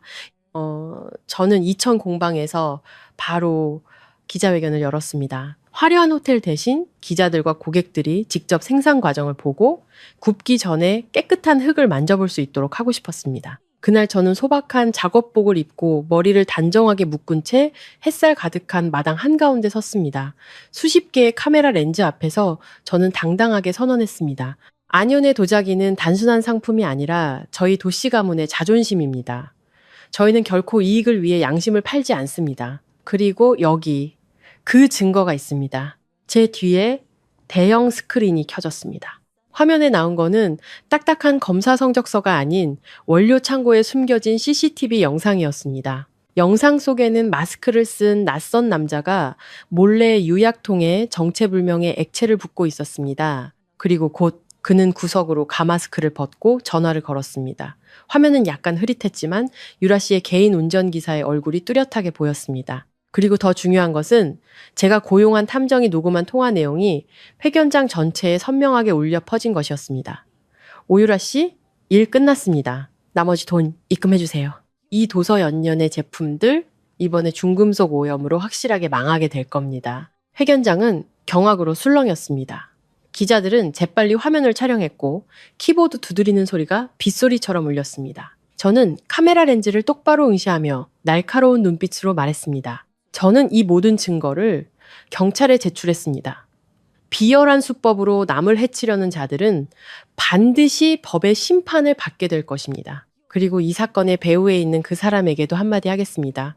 나무는 곧게 서 있으면 흔들리지 않는 법. 당신이 나를 짓밟을수록 나는 더욱 강해질 뿐입니다. 기자회견은 대성공을 거두었고 여론은 즉시 뒤바뀌었습니다. 불매운동의 대상이었던 안연은 동정과 지지를 받는 피해자가 되었습니다. 주문은 다시 쇄도했고 브랜드 가치는 이전보다 훨씬 더 높아졌습니다. 그날 오후 제가 공방을 정리하고 있을 때 고급 세단 한 대가 대문 앞에 멈춰 섰습니다. 태준 씨였습니다. 그의 얼굴에는 당혹감과 피로가 어려 있었습니다. 그는 방금 언론을 뒤흔든 저를 지금껏 본 적 없는 복잡한 눈빛으로 바라보았습니다. 축하해. 태준 씨는 잠긴 목소리로 말했습니다. 위기 대응을 아주 잘했더군. 유라 씨가 그런 짓까지 할 줄은 몰랐어. 저는 손에 흙먼지를 털어내며 그를 안으로 들이지 않고 대문 앞을 막아섰습니다.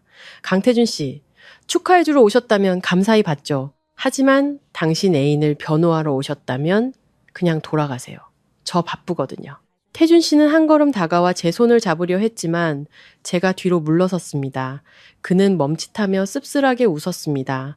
서연, 당신 정말 많이 변했네. 내가 생각했던 것보다 훨씬 더 날카롭고 냉정해졌어. 유라 씨 일은 내가 알아서 처리할게. 하지만 내가 온 건 아이들 때문이야. 민준이 말이야. 저는 그의 눈을 똑바로 쳐다보며 강하게 말했습니다.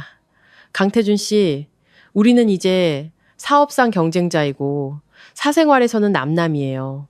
전 남편 행세는 그만두시죠. 그리고 제 아이들은 당신과 아무 상관 없습니다. 돌아가세요. 저는 그대로 돌아서서 안으로 들어가 나무 문을 쾅 닫아버렸습니다. 심장이 세차게 뛰었지만 두려움 때문이 아니라 끓어오르는 분노 때문이었습니다. 그는 여전했습니다. 여전히 이기적이고 모든 것을 자신이 통제할 수 있다고 믿었습니다. 하지만 그는 틀렸습니다. 오늘의 도서연은 그가 더 이상 함부로 손댈 수 있는 여자가 아니었습니다. 저의 단호한 거절은 태준 씨를 단념시키기는커녕 오히려 그의 마음속에서 타오르던 의심의 불길에 기름을 부었습니다. 자신과 똑 닮은 민준이의 얼굴은 그의 잠과 식사를 모두 빼앗아갔습니다. 그는 진실을 밝혀내지 않고서는 단 하루도 평온하게 살 수 없다는 것을 깨달았습니다. 그리고 재계에서 온갖 수단을 동원하는 데 익숙했던 그는 몰래 행동하기로 결심했습니다. 태준 씨는 사람을 시켜 우리 모자의 일정을 감시했습니다. 민준이가 공방 근처의 국제유치원에 다닌다는 것을 알아낸 그는 비밀리에 접근했습니다. 쉬는 시간, 선생님들이 분주한 틈을 타 태준 씨는 울타리 밖에서 아이를 향해 손을 흔들었습니다. 신사적이고 부유해 보이는 그의 모습은 아이의 주의를 끌기에 충분했습니다. 네가 민준이 맞지? 태준 씨는 최대한 다정한 목소리로 물었습니다. 아저씨는 엄마의 오랜 친구란다. 머리에 나뭇잎이 붙었네. 아저씨가 떼어줄게. 민준이는 순진하게 가만히 서 있었고 낯선 남자는 아이의 머리에 손을 뻗었습니다. 태준 씨는 재빨리 모근이 붙어있는 머리카락 몇 가닥을 뽑았습니다. 따끔한 통증에 아이가 놀라 뒤로 물러서자 그는 서둘러 사과하며 값비싼 초콜릿을 아이 손에 쥐어주고는 도둑처럼 황급히 사라졌습니다. 머리카락 샘플을 손에 넣은 태준 씨는 곧장 가장 권위 있는 유전자 검사센터로 달려가 긴급 검사를 의뢰했습니다. 3일 후 결과가 태준 씨의 사무실로 배송되었습니다. 그룹 본사 최고층의 넓은 사무실은 에어컨 소리만 차갑게 울릴 뿐 쥐 죽은 듯 조용했습니다. 태준 씨는 봉인된 서류 봉투를 든 채 식은땀을 흘렸습니다. 그는 깊게 숨을 들이쉬고 봉투를 찢었습니다. 복잡한 숫자와 도표가 가득한 흰 종이가 나타났지만 그의 눈은 오직 마지막 결론에만 고정되었습니다. 친자 관계 성립 확률 99.99%. 태준 씨는 결과지를 번쩍이는 나무 책상 위로 떨어뜨렸습니다. 그의 온몸은 기쁨 때문인지 두려움 때문인지 모를 떨림으로 가득 찼습니다. 이 진실은 너무나도 충격적이었습니다. 지난 5년간 그가 맹목적으로 믿어왔던 모든 것을 산산조각 냈습니다. 그는 곧장 자신이 정관수술을 받았던 비뇨기과로 달려가 재검사를 요구했습니다. 여러 검사를 마친 후 병원장은 곤란한 표정으로 그에게 설명했습니다. 강 회장님, 매우 희귀한 경우입니다. 회장님의 정관 중 한쪽이 미세하게 자가복원 현상을 보였습니다. 임신 확률은 극히 낮지만 0%는 아니었던 겁니다. 전 부인께서 임신하셨을 시점이 아마 이 자가복원 과정이 진행되던 때와 맞물렸던 것 같습니다. 유감스러운 의료사고에 대해 사과드립니다. 태준 씨는 넋이 나간 사람처럼 병원을 나섰습니다. 서울의 하늘은 그의 심정처럼 잿빛이었습니다. 진실은 너무나도 잔인하고 적나라하게 드러났습니다.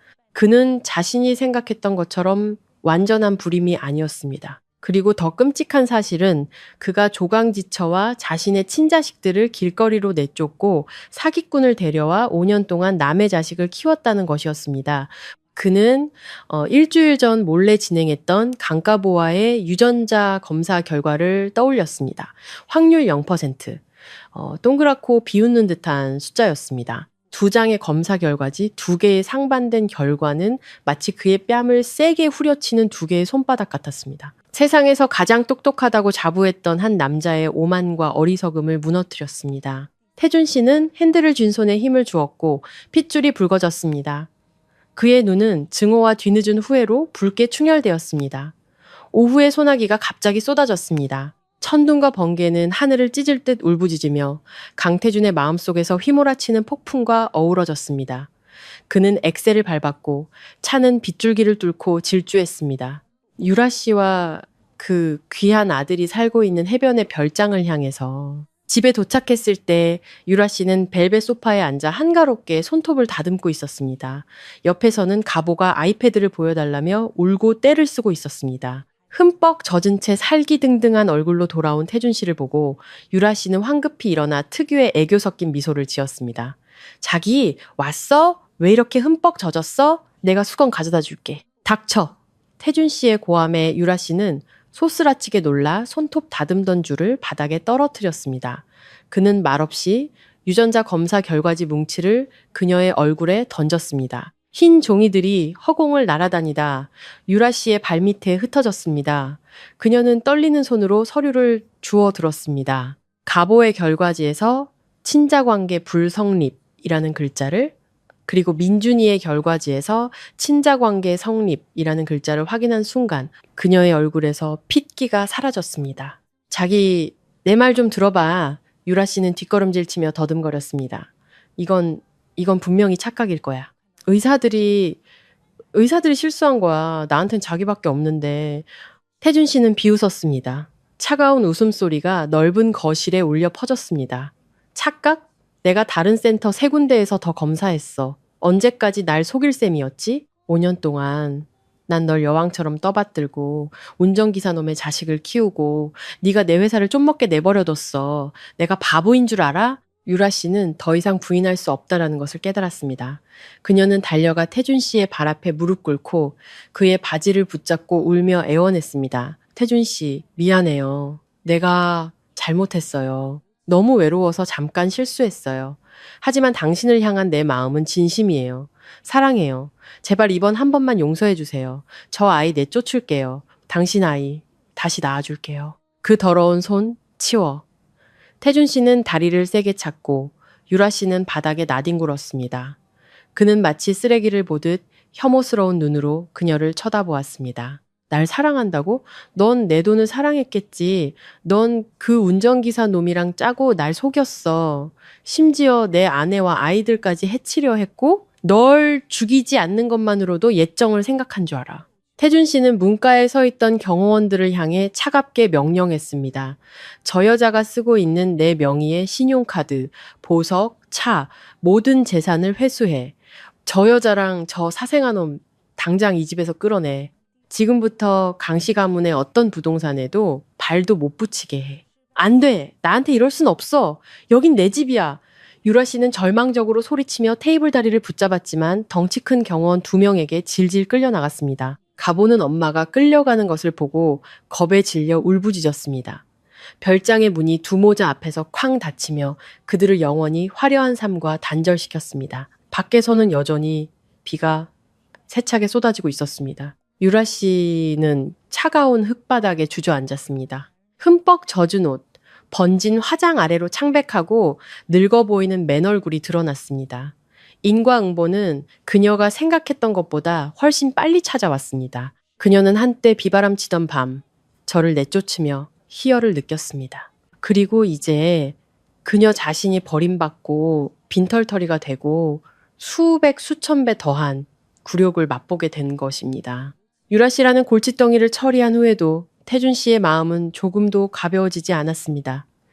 공허함과 후회가 그의 마음을 갉아먹었습니다. 하지만 진심 어린 반성 대신 사업가로서의 본능이 되살아났습니다. 그는 모든 실수는 돈으로 만회할 수 있고 세상 모든 것에는 가격이 매겨져 있다고 생각했습니다. 다음 날 아침, 태준 씨는 제 공방으로 찾아왔습니다. 그는 고급 차도, 번쩍이는 정장도 아닌 소박한 옷차림으로 동정심을 사려는 듯 초췌한 모습을 연출했습니다. 저는 새로 들어온 제자에게 유약 바르는 법을 가르치고 있었습니다. 그가 들어오는 것을 보고 저는 고개만 한번 들었다가 다시 하던 일에 집중했습니다.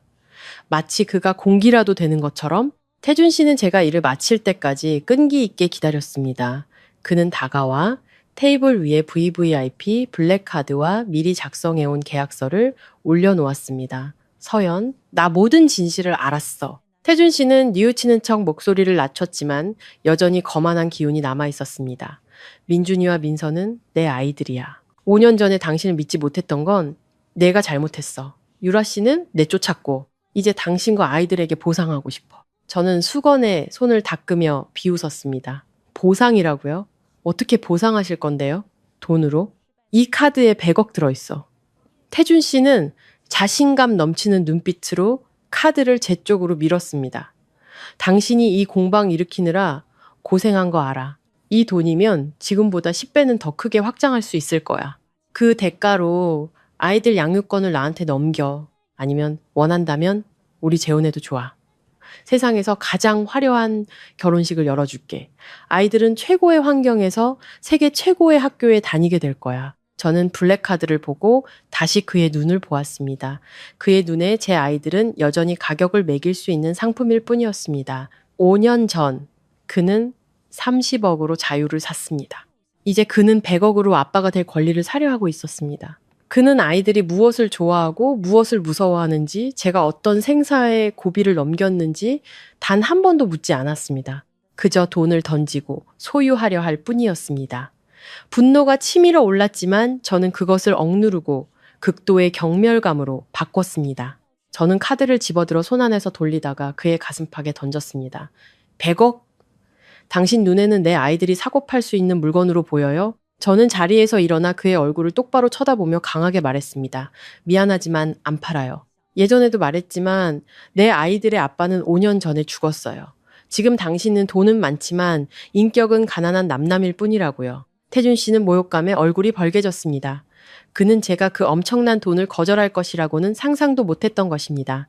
상처 입은 자존심은 그의 가짜 뉘우침의 가면을 벗겨냈고 그는 다시 독단적인 본 모습으로 돌아왔습니다. 도서연, 좋게 말할 때 들어. 난 아이들의 친부고 법은 그걸 인정해. 당신 같은 불안정한 프리랜서 싱글맘이 법정에서 우리 그룹을 이길 수 있을 것 같아? 이 제안을 거절하면 최고의 변호인단을 고용해서 양육권을 뺏어올 거야. 그때는 아이도 돈도 다 잃게 될 거라고. 협박하는 건가요? 저는 차갑게 웃었습니다. 좋아요, 소송하세요. 법정에서 끝까지 가보죠. 임신한 아내를 버리고 5년 동안 상간녀와 살았던 아빠에 대해 판사가 어떤 판결을 내릴지 한번 보자고요. 당신에게는 돈이 있겠지만 저에게는 진실이 있어요. 그리고 진실은 거짓말을 하지 않죠. 회장님, 문은 저쪽입니다. 이제 우리는 법정에서 만나게 될 겁니다. 태준 씨는 이를 갈며 카드와 계약서를 챙겨들고 분을 사귀지 못한 채 돌아섰습니다. 저는 그의 뒷모습을 보며 불안하면서도 결연한 마음을 다졌습니다. 법정 싸움은 이제 시작될 것이고 제가 겪어온 그 어떤 싸움보다 치열할 것이라는 것을 알았습니다. 하지만 아이들을 위해서라면 저는 기꺼이 날카로운 가시가 되어 아이들을 빼앗으려는 그 어떤 손이라도 찔러버릴 준비가 되어 있었습니다. 공방에서의 폭풍 같던 만남이 있고 얼마 지나지 않아 저는 법원으로부터 소환장을 받았습니다. 태준 씨는 빈말을 한 것이 아니었습니다. 그는 정말로 양육권 소송을 제기했습니다. 재산 및 양육권 분쟁에서 단 한 번도 패소한 적이 없다는 철의 변호인단으로 불리는 그룹의 법무팀이 움직이기 시작했습니다. 그들은 제게 두꺼운 서류 뭉치를 보내왔습니다. 거기에는 제가 왜 민준이와 민서를 키울 자격이 없는지에 대한 이유가 상세히 나열되어 있었습니다. 흙냄새 가득한 작업실에 앉아 저는 분노로 떨리는 손으로 서류를 한 장 한 장 넘겼습니다. 그들은 제가 싱글맘이라는 점, 프리랜서 예술가라는 직업이 태준 씨의 수조 원대그룹에 비해 수입이 불안정하다는 점을 물고 늘어졌습니다. 그들은 제 부모님이 도박빚을 졌던 과거까지 들춰내며 제 가정 환경에 문제가 있다고 주장했습니다. 더 잔인하게는 심리학자를 고용해 아이들이 아빠 없이 자라면 인격적으로 결함이 생길 것이라는 보고서까지 만들어냈습니다. 당신을 궁지로 몰아넣으려는 겁니다. 지훈 씨가 들어와 제 차가운 손 옆에 따뜻한 차 한 잔을 놓아주었습니다. 그는 서류 뭉치를 보며 얼굴이 어두워졌습니다. 강태준, 수단과 방법을 가리지 않는군요. 돈과 권력으로 당신을 짓밟으려는 거예요. 저는 찻잔을 꽉 쥐었습니다. 따뜻한 온기가 퍼졌지만 마음속에 냉기는 가시지 않았습니다. 알아요. 그 사람은 내가 경제적으로 무능하다는 것만 증명하면 아이들을 빼앗을 수 있다고 생각하겠죠. 하지만 법이 아이와 부모의 유대감과 애정을 고려한다는 사실은 잊었나 봐요. 지훈 씨는 제 맞은편 의자에 앉았습니다. 한참을 망설이다가 어렵게 입을 열었습니다. 서연 씨, 제가 변호사 친구들에게 자문을 구해봤어요. 만약 당신에게 온전한 가정이 있다면 법정에서 훨씬 유리한 위치에 설 수 있다고 하더군요. 당신만 괜찮다면 제가 증인으로 나서거나 심지어 당신과 혼인신고를 할 수도 있어요. 제가 아이들의 법적인 아빠가 되어 함께 싸우겠습니다. 저는 깜짝 놀라 지훈 씨를 바라보았습니다. 지난 5년간 그가 제게 품어온 감정을 알고 있었습니다. 돼지처럼 말없고 너그러운 사랑. 그는 저를 돕기 위해 자신의 명예와 자유를 희생할 준비가 되어 있었습니다. 하지만 그의 진심 어린 눈을 보니 오히려 마음이 무거워졌습니다. 저는 고개를 저으며 슬프게 미소 지었습니다. 고마워요, 지훈 씨. 저와 아이들을 아껴주는 마음 잘 알아요.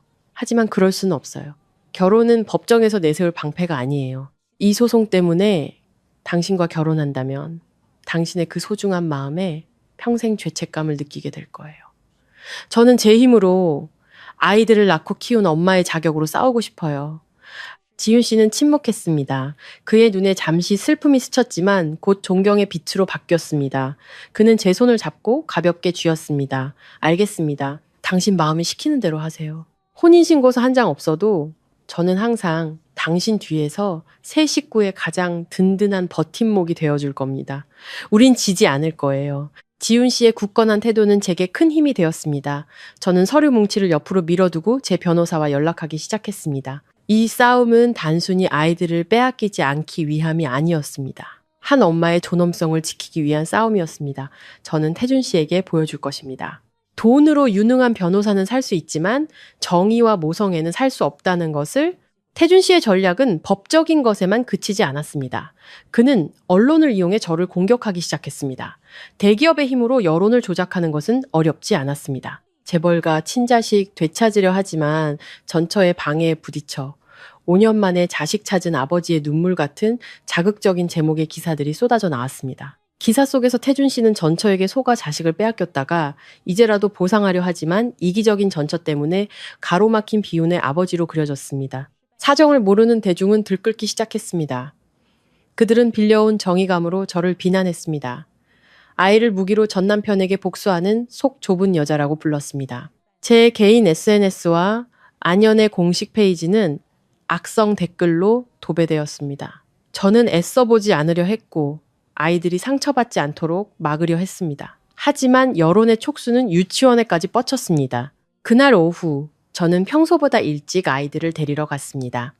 유치원 문 앞에 도착했을 때 민서가 벽에 기댄 채 눈이 빨개져 울먹이고 있는 것을 보았습니다. 그 옆에서 민준이는 동생을 보호하려는 듯 두 팔을 벌리고 다른 아이들을 노려보고 있었습니다. 한 아이가 큰 소리로 외쳤습니다. 너희 엄마는 나쁜 마녀야. 아빠도 못 만나게 하고 너희를 가뒀대. 아마 집에서 어른들이 하는 이야기를 엿들은 것이겠죠. 심장이 아프게 조여왔습니다. 저는 달려가 두 아이를 끌어안았습니다. 무슨 일이야 얘들아. 저를 보자 민서가 서럽게 울음을 터뜨렸습니다. 엄마. 친구들이 엄마 나쁜 사람이래. 태준 아빠가 좋은 사람이래. 왜 우리는 아빠 만나면 안 돼요? 저는 할 말을 잃었습니다. 아이의 순수한 영혼에게 이 상황을 어떻게 설명해야 할지 몰랐습니다. 바로 그때 민준이가 고개를 들었습니다. 어린아이의 얼굴이었지만 눈빛은 이상할 정도로 강인했습니다. 아이는 동생의 눈물을 닦아주며 또렷하게 말했습니다. 엄마는 나쁜 사람 아니야. 그 아저씨가 나쁜 사람이야. 민서야, 울지 마. 오빠가 지켜줄게. 우리 그런 아빠 필요 없어. 집에 돌아와.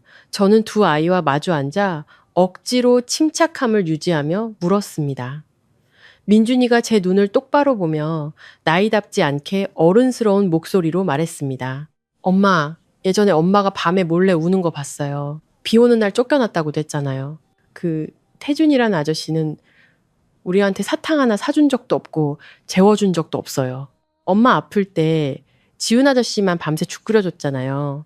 근데 이제 와서 엄마를 슬프게 하고 민서를 울게 만들어요. 저는 그 아저씨랑 살기 싫어요. 아들의 말은 제 뺨을 때리는 차가운 물과 같았습니다. 저는 정신이 번쩍 들었습니다. 저는 그저 가짜 평화를 지키기 위해 태준 씨의 공격을 묵묵히 견디는 것이 너무나 유약한 행동이었다는 것을 깨달았습니다. 제 침묵이 아이들을 상처 입히고 있었습니다. 아이들은 제가 생각했던 것보다 훨씬 더 성숙했습니다. 주변의 선과 악을 모두 느끼고 있었습니다. 저는 두 아이를 품에 안고 아이들의 머리카락 냄새를 맡으며 마음을 다잡았습니다. 미안해 아가들아. 엄마가 약속할게. 이제 아무도 너희를 상처 주게 놔두지 않을 거야. 내일 법정에 가서 엄마가 온 세상에 진실을 말할게. 엄마 믿지? 네. 두 아이가 동시에 대답하며 제 목을 힘껏 끌어안았습니다. 그날 밤 저는 모든 증거를 다시 정리하며 뜬 눈으로 밤을 새웠습니다. 더 이상 두렵지 않았습니다. 제 등 뒤에는 낭떠러지가 아니라 제가 지켜야 할 두 작은 천사가 있었기 때문입니다. 1심 재판이 열리는 날 서울의 하늘은 먹구름이 끼어 곧 폭풍우가 쏟아질 듯 했습니다. 법정은 사람들로 가득 차지는 않았지만 숨막히는 긴장감이 감돌았습니다. 태준 씨는 맞은편에 앉아 있었습니다. 그의 곁에는 번쩍이는 검은 정장을 입은 변호인단이 자리하고 있었습니다. 그는 저를 보았습니다. 그의 눈빛에는 승리감과 함께 제가 마지막 순간에라도 마음을 바꾸길 바라는 듯한 애원이 섞여 있었습니다. 재판은 치열한 공방으로 시작되었습니다. 태준 씨의 변호사인 날카로운 금태 안경을 쓴 중년 남자는 계속해서 경제적인 조건을 문제 삼았습니다. 그는 강 씨 가문의 막대한 재산과 태준 씨가 아이들을 위해 준비해둔 국제적인 교육 시스템에 대해 설명하며 제 가정에 아버지의 부재가 미칠 악영향을 강조했습니다. 존경하는 재판장님, 태준 씨의 변호사가 당당하게 말했습니다. 저의 의뢰인은 두 아이를 양육할 최고의 조건을 모두 갖추고 있습니다. 반면 피고는 수입이 불안정한 프리랜서 예술가이며 싱글맘입니다.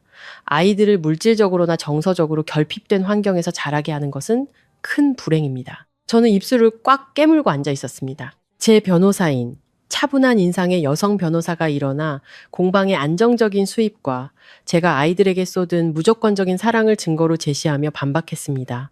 하지만 많은 사람들의 눈에 돈은 여전히 미래를 보장하는 가장 중요한 척도였기에 재판의 저울은 태준 씨 쪽으로 기우는 듯 했습니다. 재판장이 증인 신문을 시작하려던 바로 그때 법정 문이 갑자기 열리고 초췌하지만 눈빛 많은 증오로 불타는 한 여자가 들어섰습니다. 유라 씨였습니다. 방청석이 술렁였고 태준 씨는 얼굴이 굳었습니다. 그가 일어나 항의하려 했지만 재판장은 의사봉을 두드려 정숙을 명령했습니다. 유라 씨는 증인석으로 걸어 나왔습니다. 태준 씨는 쳐다보지도 않고 저를 한번 본 뒤 재판장을 향해 말했습니다. 저는 오유라입니다. 강태준 씨의 전 약혼녀였죠. 저는 도서연 씨를 위해 증언하러 왔습니다. 오유라 증인, 이 사건과 어떤 관련이 있습니까? 재판장이 물었습니다. 유라 씨는 씁쓸하게 비웃었습니다. 저는 지난 5년간 강태준 씨와 함께 살았습니다. 저는 그 누구보다 그 사람을 잘 압니다. 그는 지금 재판장님 앞에서 자식을 사랑하는 아버지 연기를 하고 있습니다. 하지만 진실은 어떨까요? 그녀는 갑자기 태준 씨를 손가락으로 가리키며 울분에 찬 목소리로 외쳤습니다. 5년 전 전처가 임신했다는 소식을 들었을 때 자기 입으로 직접 말했어요. 그 아이들은 재앙이고 사생아라고. 그는 단 한 번도 이 아이들의 탄생을 바란 적이 없어요. 그는 자식을 그저 대를 잇고 세상에 과시하기 위한 도구로만 생각하는 사람이에요. 심지어 저와 함께 키웠던 그 아이조차 친자식이 아니라는 것을 알자마자 길거리 개처럼 내쫓아버렸다고요. 이에 있습니다. 증인이 의뢰인을 모욕하고 있습니다. 태준 씨의 변호사가 소리쳤습니다. 하지만 유라 씨는 멈추지 않았습니다. 그녀는 마치 상처 입은 짐승이 원수를 물고 함께 떨어지려는 듯 마지막 발악을 했습니다. 그는 냉혈한이에요. 그는 아빠가 될 자격이 없어요. 그는 아이들을 자신의 황금 세장 속에 가두어 영혼 없는 인형으로 만들어버릴 거예요. 도서연 씨, 절대 아이들을 악마에게 넘기지 마세요. 유라 씨의 증언은 다소 감정적이고 사적인 원한이 섞여 있었지만 태준 씨의 신사적인 가면을 갈기갈기 찢어 놓았습니다.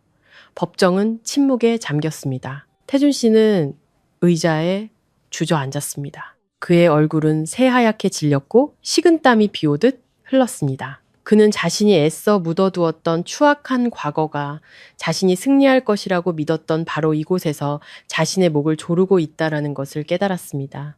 유라 씨의 소동 이후 법정의 분위기는 더욱 무거워졌습니다. 재판장은 의사봉을 두드려 정숙을 명령하고 민준이와 민서가 자신의 의사를 표현할 수 있는 나이가 되었으므로 아동의 의견을 청취하는 절차를 진행하겠다고 선언했습니다. 제가 가장 걱정하면서도 가장 큰 희망을 걸었던 순간이었습니다. 두 아이는 유리벽으로 된 별도의 방으로 안내되었습니다.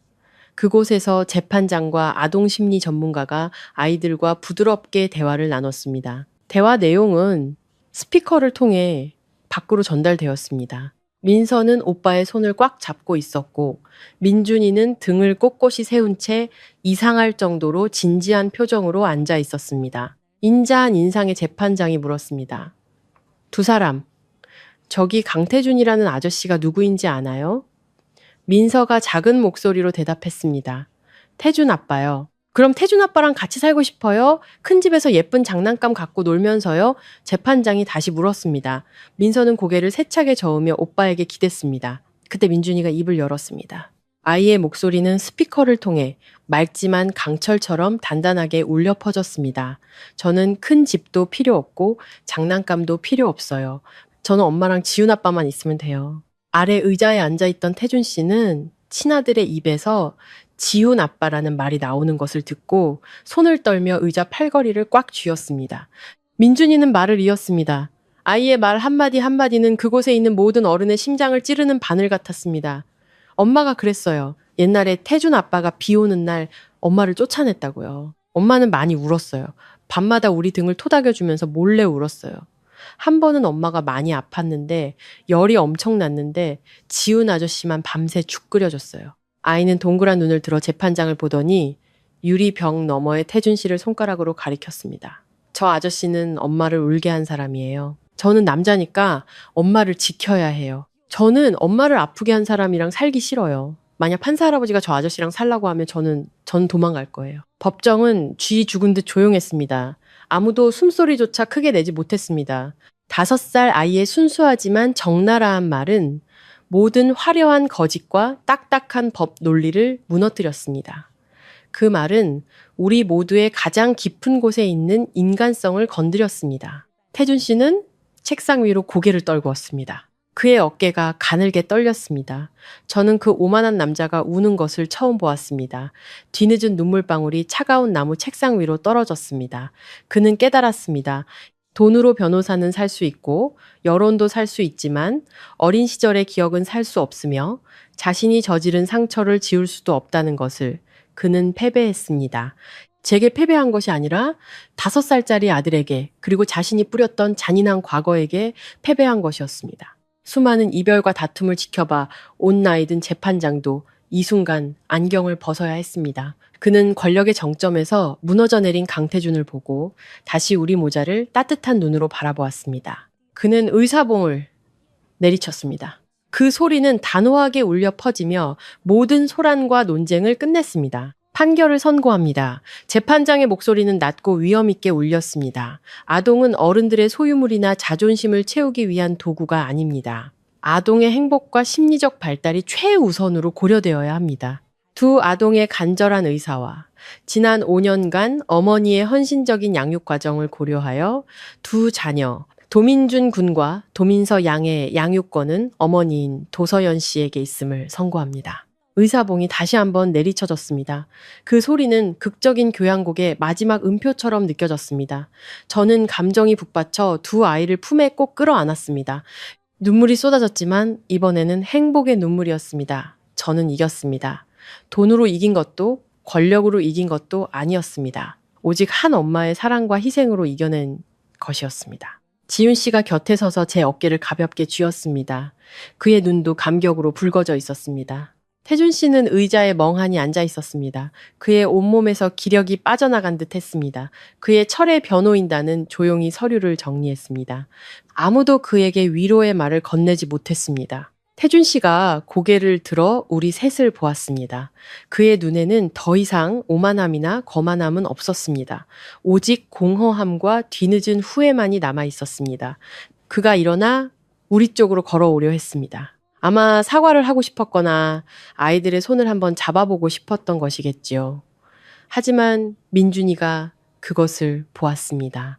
아이는 뒷걸음질 치며 지훈 아빠의 손을 꽉 잡았습니다. 마치 위험한 낯선 사람을 보는 듯한 경계의 눈빛이었습니다. 아들의 그 행동은 태준 씨의 신락 같은 희망을 끊어버리는 마지막 칼날과 같았습니다.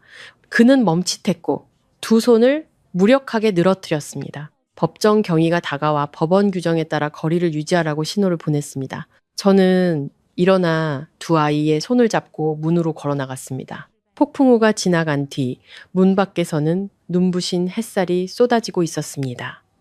문을 나서기 전 저는 마지막으로 태준 씨를 돌아보았습니다. 그리고 이상할 정도로 평온한 목소리로 말했습니다. 강태준 씨, 당신은 예전에 30억으로 자유를 샀지만 오늘 당신은 그 대가로 평생의 고독을 얻었어요. 돈으로 집은 살 수 있어도 가정은 살 수 없다는 걸 기억하세요. 부디 몸 조심하세요. 우리는 밖으로 나왔습니다. 차가운 법정 한가운데 홀로 남겨진 태준 씨의 그림자가 바닥에 길게 드리워져 있었습니다. 그 모습은 한없이 외롭고 처량해 보였습니다. 저는 알 수 있었습니다. 그 순간부터 그는 인생에서 가장 소중한 모든 것을, 그 어떤 사업 계약으로도 되돌릴 수 없는 것들을 진정으로 잃어버렸다는 것을, 그 충격적인 재판 이후 강태준이라는 이름은 더 이상 경외나 두려움의 대상이 아니었습니다. 대신 비난과 조롱의 대상이 되었습니다. 조강지처와 자식을 버리고 5년간 남의 자식을 키우다가 다시 친자식을 잔인하게 빼앗으려 했던 재벌 총수의 이미지는 온갖 언론과 SNS에서 조롱거리가 되었습니다. 그룹의 주가는 끝없이 추락했습니다. 이익에만 관심 있던 대주주들은 거세게 압박하기 시작했습니다. 그들은 심각한 사생활 스캔들로 회사 이미지와 신뢰도에 타격을 준 총수를 용납하지 않았습니다. 재판이 끝나고 불과 일주일 뒤에 열린 임시 주주총회에서 태준 씨는 공식적으로 총수직에서 해임되었습니다. 그는 이름뿐인 이사회 멤버로 밀려나 평생에 걸쳐 쌓아온 모든 경영권을 잃었습니다. 나중에 들은 이야기지만 그 시절은 태준 씨에게 지옥과도 같았다고 합니다. 그는 한때 우리의 보금자리였던 한남동의 넓은 빌라에 자신을 가두었습니다. 하지만 이제 그 집은 무덤처럼 차가웠습니다. 웃음소리도 따뜻한 밤냄새도 유라 씨의 가식적인 아첨도 없었습니다. 오직 그와 침묵하는 네 개의 벽, 그리고 바닥에 뒹구는 독한 술병들 뿐이었습니다. 태준 씨는 현실을 도피하기 위해 술에 빠져들었습니다. 그는 굴욕감을 잊기 위해, 세상의 경멸 어린 시선을 잊기 위해, 그리고 무엇보다 법정에서 보았던 친아들의 낯선 눈빛을 잊기 위해 마셨습니다. 하지만 마실수록 정신은 더 또렷해졌습니다. 취기 속에서 낡은 기억들이 되살아나 그를 괴롭혔습니다. 그는 제가 곁에 있었을 때를 떠올렸습니다. 자신이 아플 때마다 끓여주던 계란죽을, 매일 아침 다려주던 셔츠를 기억했습니다. 그는 자신이 몸이 건조하다고 여겼던 제 온화한 미소를 떠올렸습니다. 이제 주변이 온통 배신과 거짓으로 가득 차자 그는 그 진심이 얼마나 소중했는지를 깨달았습니다. 그는 텅 빈 집안을 유령처럼 헤매며 먼지 쌓인 가구들을 만졌습니다. 한 번은 옛 가사도우미 아주머니가 제게 말해주었습니다. 태준 씨가 텅 빈 식탁 앞에 주저앉아 아무도 손대지 않은 차가운 음식을 앞에 두고 저와 아이들의 이름을 중얼거리고 있었다고. 그는 허공을 향해 손을 뻗어 마치 무언가를 붙잡으려는 듯 했지만 돌아오는 것은 허무함 뿐이었다고 합니다. 서연아, 민준아, 아빠가 잘못했다. 중년 남자의 울음소리가 텅 빈 밤에 울려 퍼졌습니다. 그 소리는 막다른 길에 몰린 상처 입은 짐승의 울음소리처럼 처절했습니다. 하지만 이제 와서 후회한들 무슨 소용이 있겠습니까? 엎질러진 물은 다시 담을 수 없는 법. 태준 씨는 자신의 손으로 행복을 깨뜨렸고 이제 그 날카로운 유리 조각들을 스스로 밟으며 누구와도 나눌 수 없는 고통을 견뎌야 했습니다. 인과응보는 누구도 피해갈 수 없었습니다. 늦게 찾아왔지만 그 어떤 법의 심판보다 더 혹독하고 뼈아팠습니다. 소송이라는 폭풍이 지나간 후 우리 세 식구의 삶은 다시 평온한 궤도를 되찾았습니다. 안연 공방을 찾는 손님은 점점 늘어났고 장인들의 활기찬 웃음소리와 아이들의 뛰노는 소리가 공간을 가득 채웠습니다. 저는 천근만근의 짐을 내려놓은 듯 마음이 가벼워졌습니다. 하지만 마음속에는 아직 풀리지 않은 매듭이 하나 있었습니다. 바로 지훈 씨와의 관계였습니다. 어느 날 저녁 아이들이 잠든 후 저와 지훈 씨는 엠마루에 앉아 차를 마셨습니다. 밝은 달빛이 지훈 씨가 얼마 전 심은 수국 덤불을 환히 비추었습니다. 그는 산처럼 조용하고 든든하게 앉아 있었습니다. 굳은 살 박인 손으로 따뜻한 찻잔을 소중히 들고 있었습니다. 저는 그를 보며 망설이다 입을 열었습니다. 지훈 씨, 재판 때 정말 고마웠어요. 지훈 씨가 나서서 지켜주지 않았다면 우리 모자가 어떻게 됐을지 모르겠어요. 지훈 씨는 미소 지었습니다. 그 온화한 미소가 햇볕에 그을린 그의 얼굴을 환하게 만들었습니다. 별 말씀을요. 전에도 말했지만 전 민준이와 민서를 친자식처럼 생각해요. 아이들을 지키는 건 제 책임이죠. 저는 고개를 숙여 옷자락을 만지작거렸습니다.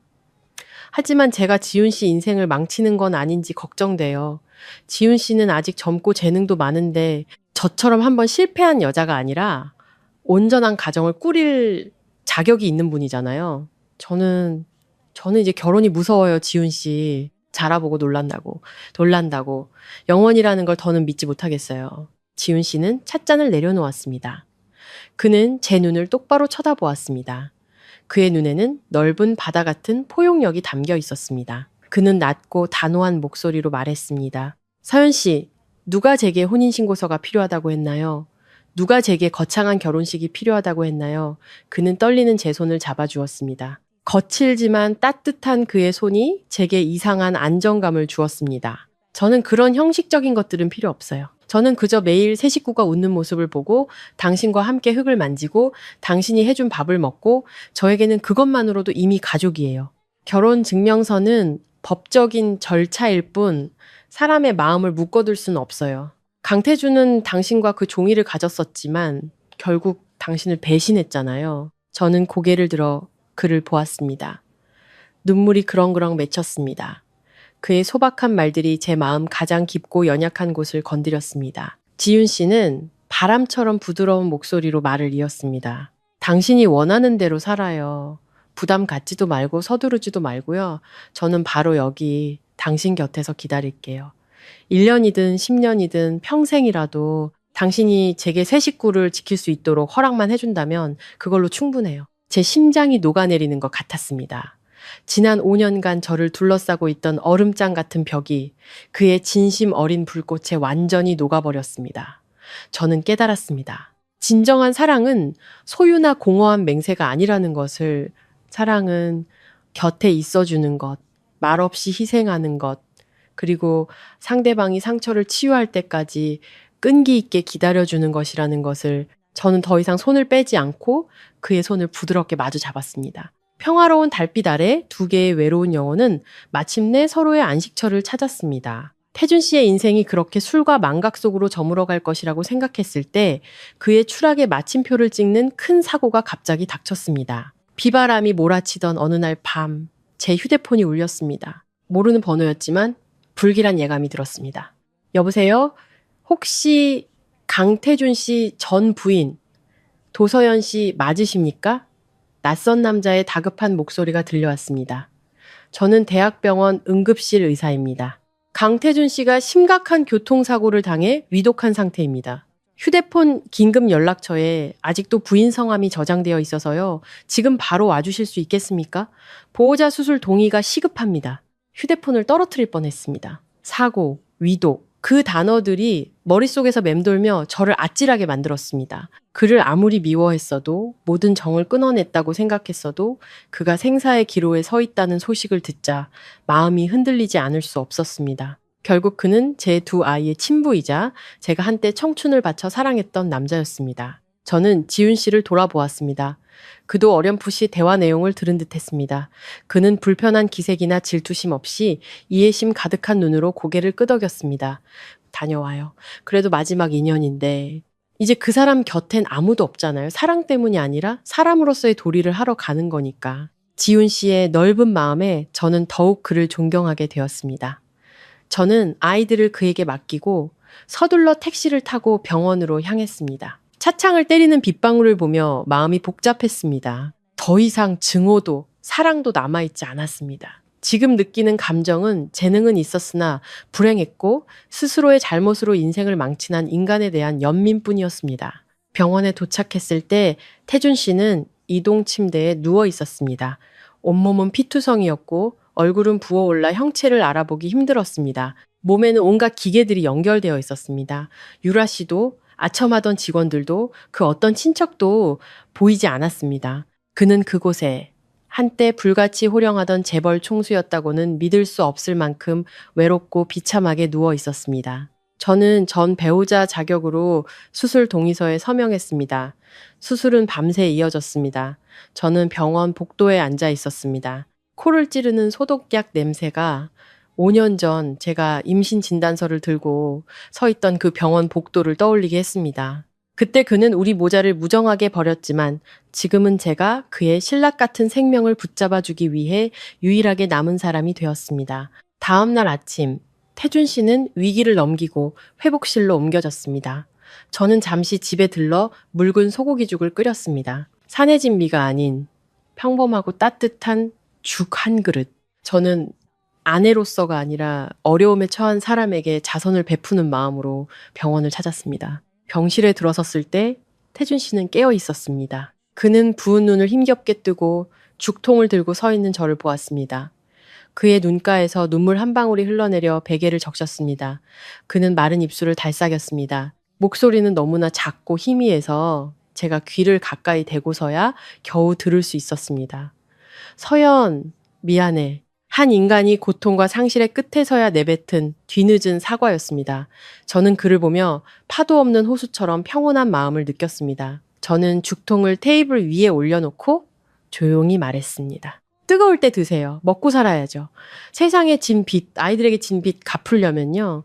죽통 뚜껑을 열자 병원에 역한 소독약 냄새가 조금은 가시는 듯 했습니다.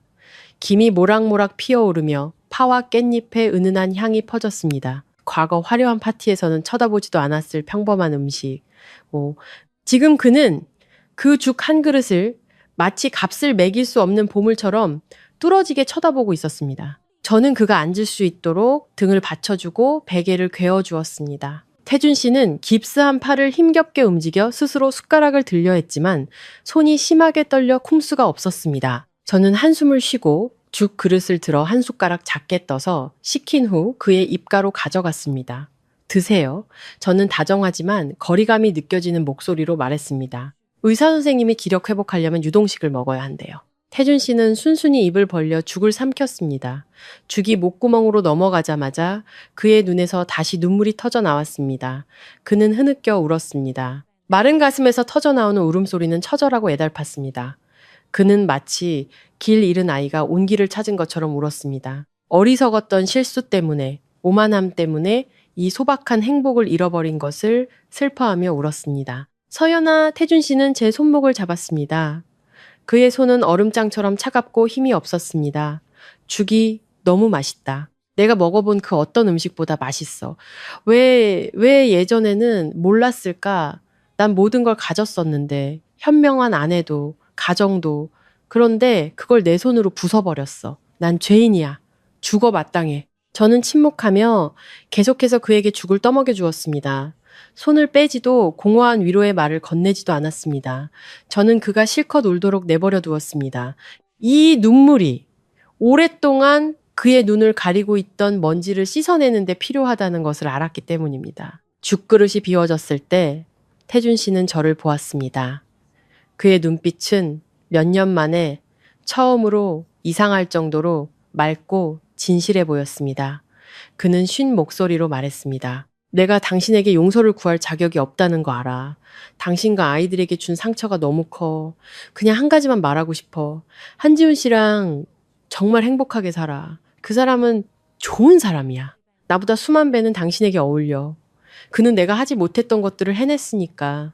저는 그를 보며 마음속에 무거운 짐을 내려놓은 듯 가벼워졌습니다. 한때 저를 증오하고 빼앗으려 했던 전 남편의 입에서 나온 그 축복의 말은 그가 진정으로 모든 것을 내려놓았다는 증거였습니다.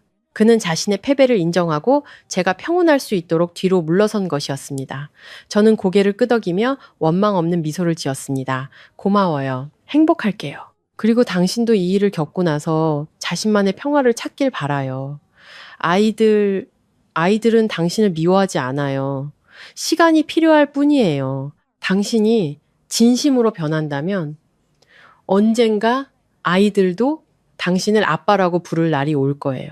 저는 죽통을 챙겨 돌아서서 문으로 나갔습니다. 밖에서는 햇살이 눈부시게 빛나고 푸른 나뭇잎 사이로 쏟아지고 있었습니다. 저는 맑은 공기를 깊게 들이마셨습니다. 마음이 이상할 정도로 평온했습니다.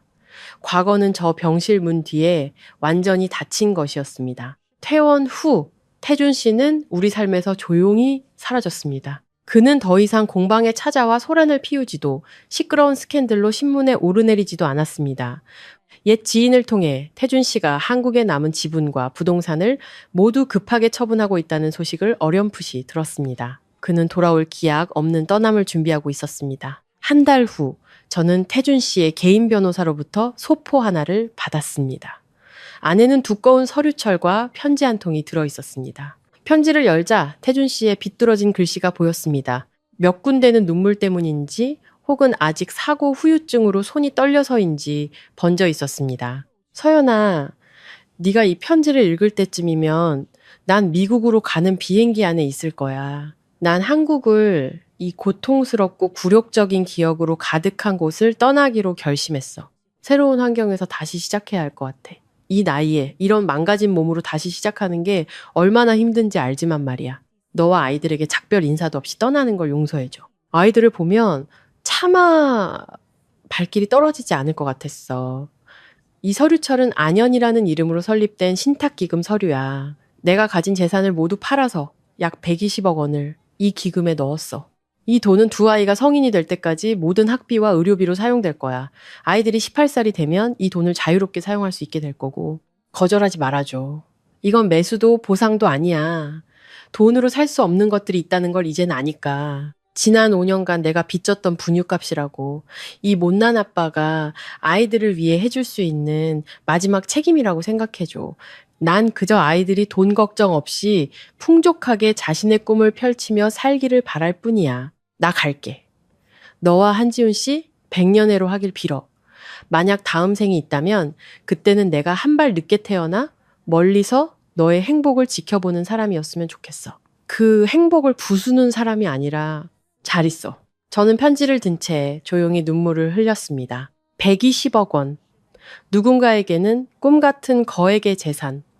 하지만 지금의 태준 씨에게 그것은 뒤늦은 사랑을 전하기 위해 남은 전부였습니다. 그는 빈손으로 고독과 후회를 안고 지구 반대편으로 떠나며 아이들에게는 든든한 미래를 남겨주었습니다. 저는 편지와 서류철을 금고에 넣으며 아이들을 위해 소중히 간직하겠다고 다짐했습니다. 아이들에게 친부에 대해 숨기지 않을 것입니다. 아이들이 자라 모든 것을 이해할 나이가 되면 이 편지를 보여줄 것입니다. 그들의 아버지가 비록 실수는 했지만 마음 깊은 곳에서는 자신만의 방식으로 그들을 사랑했다는 것을 알 수 있도록 때로는 용서란 말로 하는 것이 아니라 한 인간의 불완전함을 받아들이고 이해하는 것일지도 모릅니다. 시간은 흘러 안현 공방은 날로 번창했습니다. 저는 생산 규모를 확장했을 뿐만 아니라 지역의 미혼모나 어려운 환경에 처한 여성들을 위한 무료 직업 교육센터를 설립했습니다. 제 인생을 구원해준 도예를 통해 그들이 믿음과 자립을 찾도록 돕고 싶었습니다. 공방은 언제나 활기찬 웃음소리와 경쾌한 물레소리로 가득 찼고 불행했던 이들을 위한 따뜻한 보금자리가 되었습니다. 저와 지훈 씨의 관계도 달콤한 결실을 맺었습니다.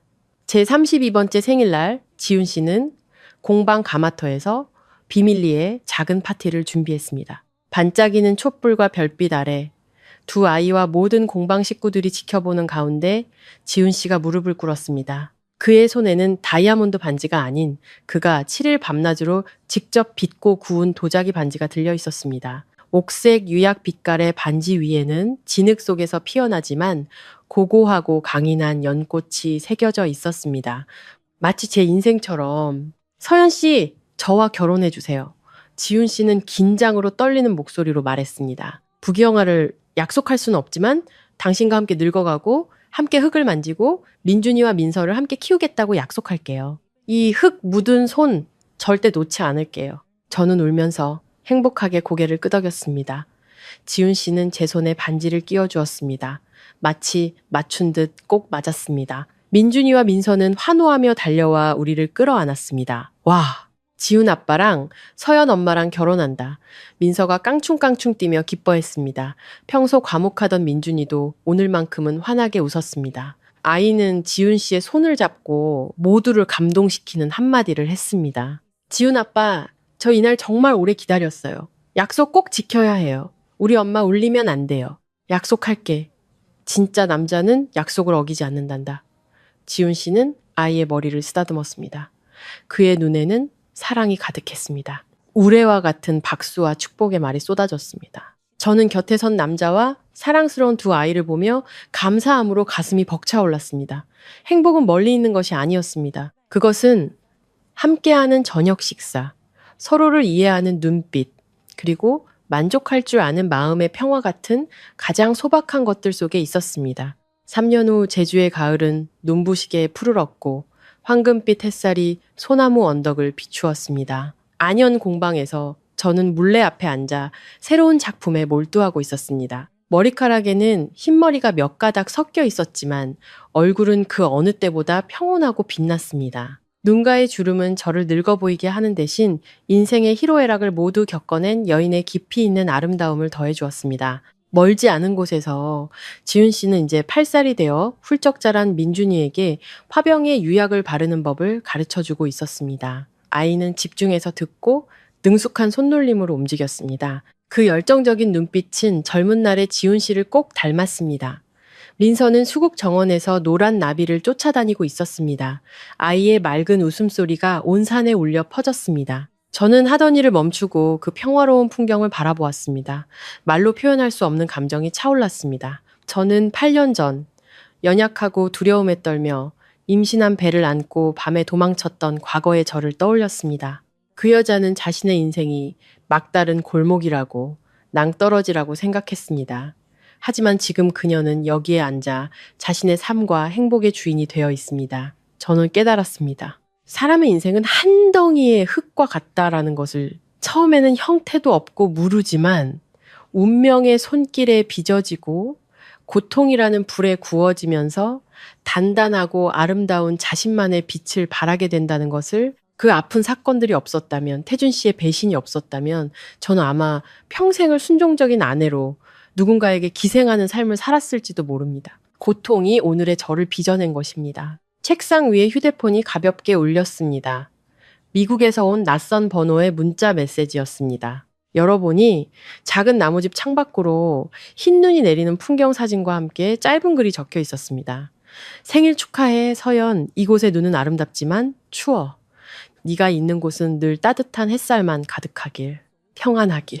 저는 미소 지으며 답장하지 않고 조용히 화면을 껐습니다.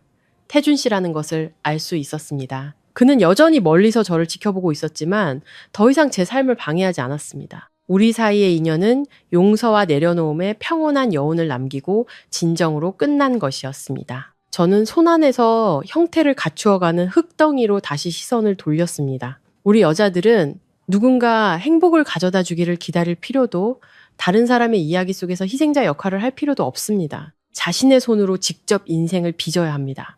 스스로의 왕국에서 여왕이 되어야 합니다. 왜냐하면 비가 그치면 하늘은 다시 맑아지고 깨진 도자기는 더 단단하고 아름답게 다시 태어날 수 있으니까요. 저녁 햇살이 공방 전체를 황금빛으로 물들였습니다. 저는 익숙한 흙냄새를 깊게 들이마셨습니다. 제 영혼이 저 높은 하늘을 유유히 떠다니는 흰 구름처럼 자유롭고 평온하게 느껴졌습니다. 지금까지 마음정거장이었습니다. 들어주셔서 감사합니다. 다음 이야기에서 다시 뵙겠습니다.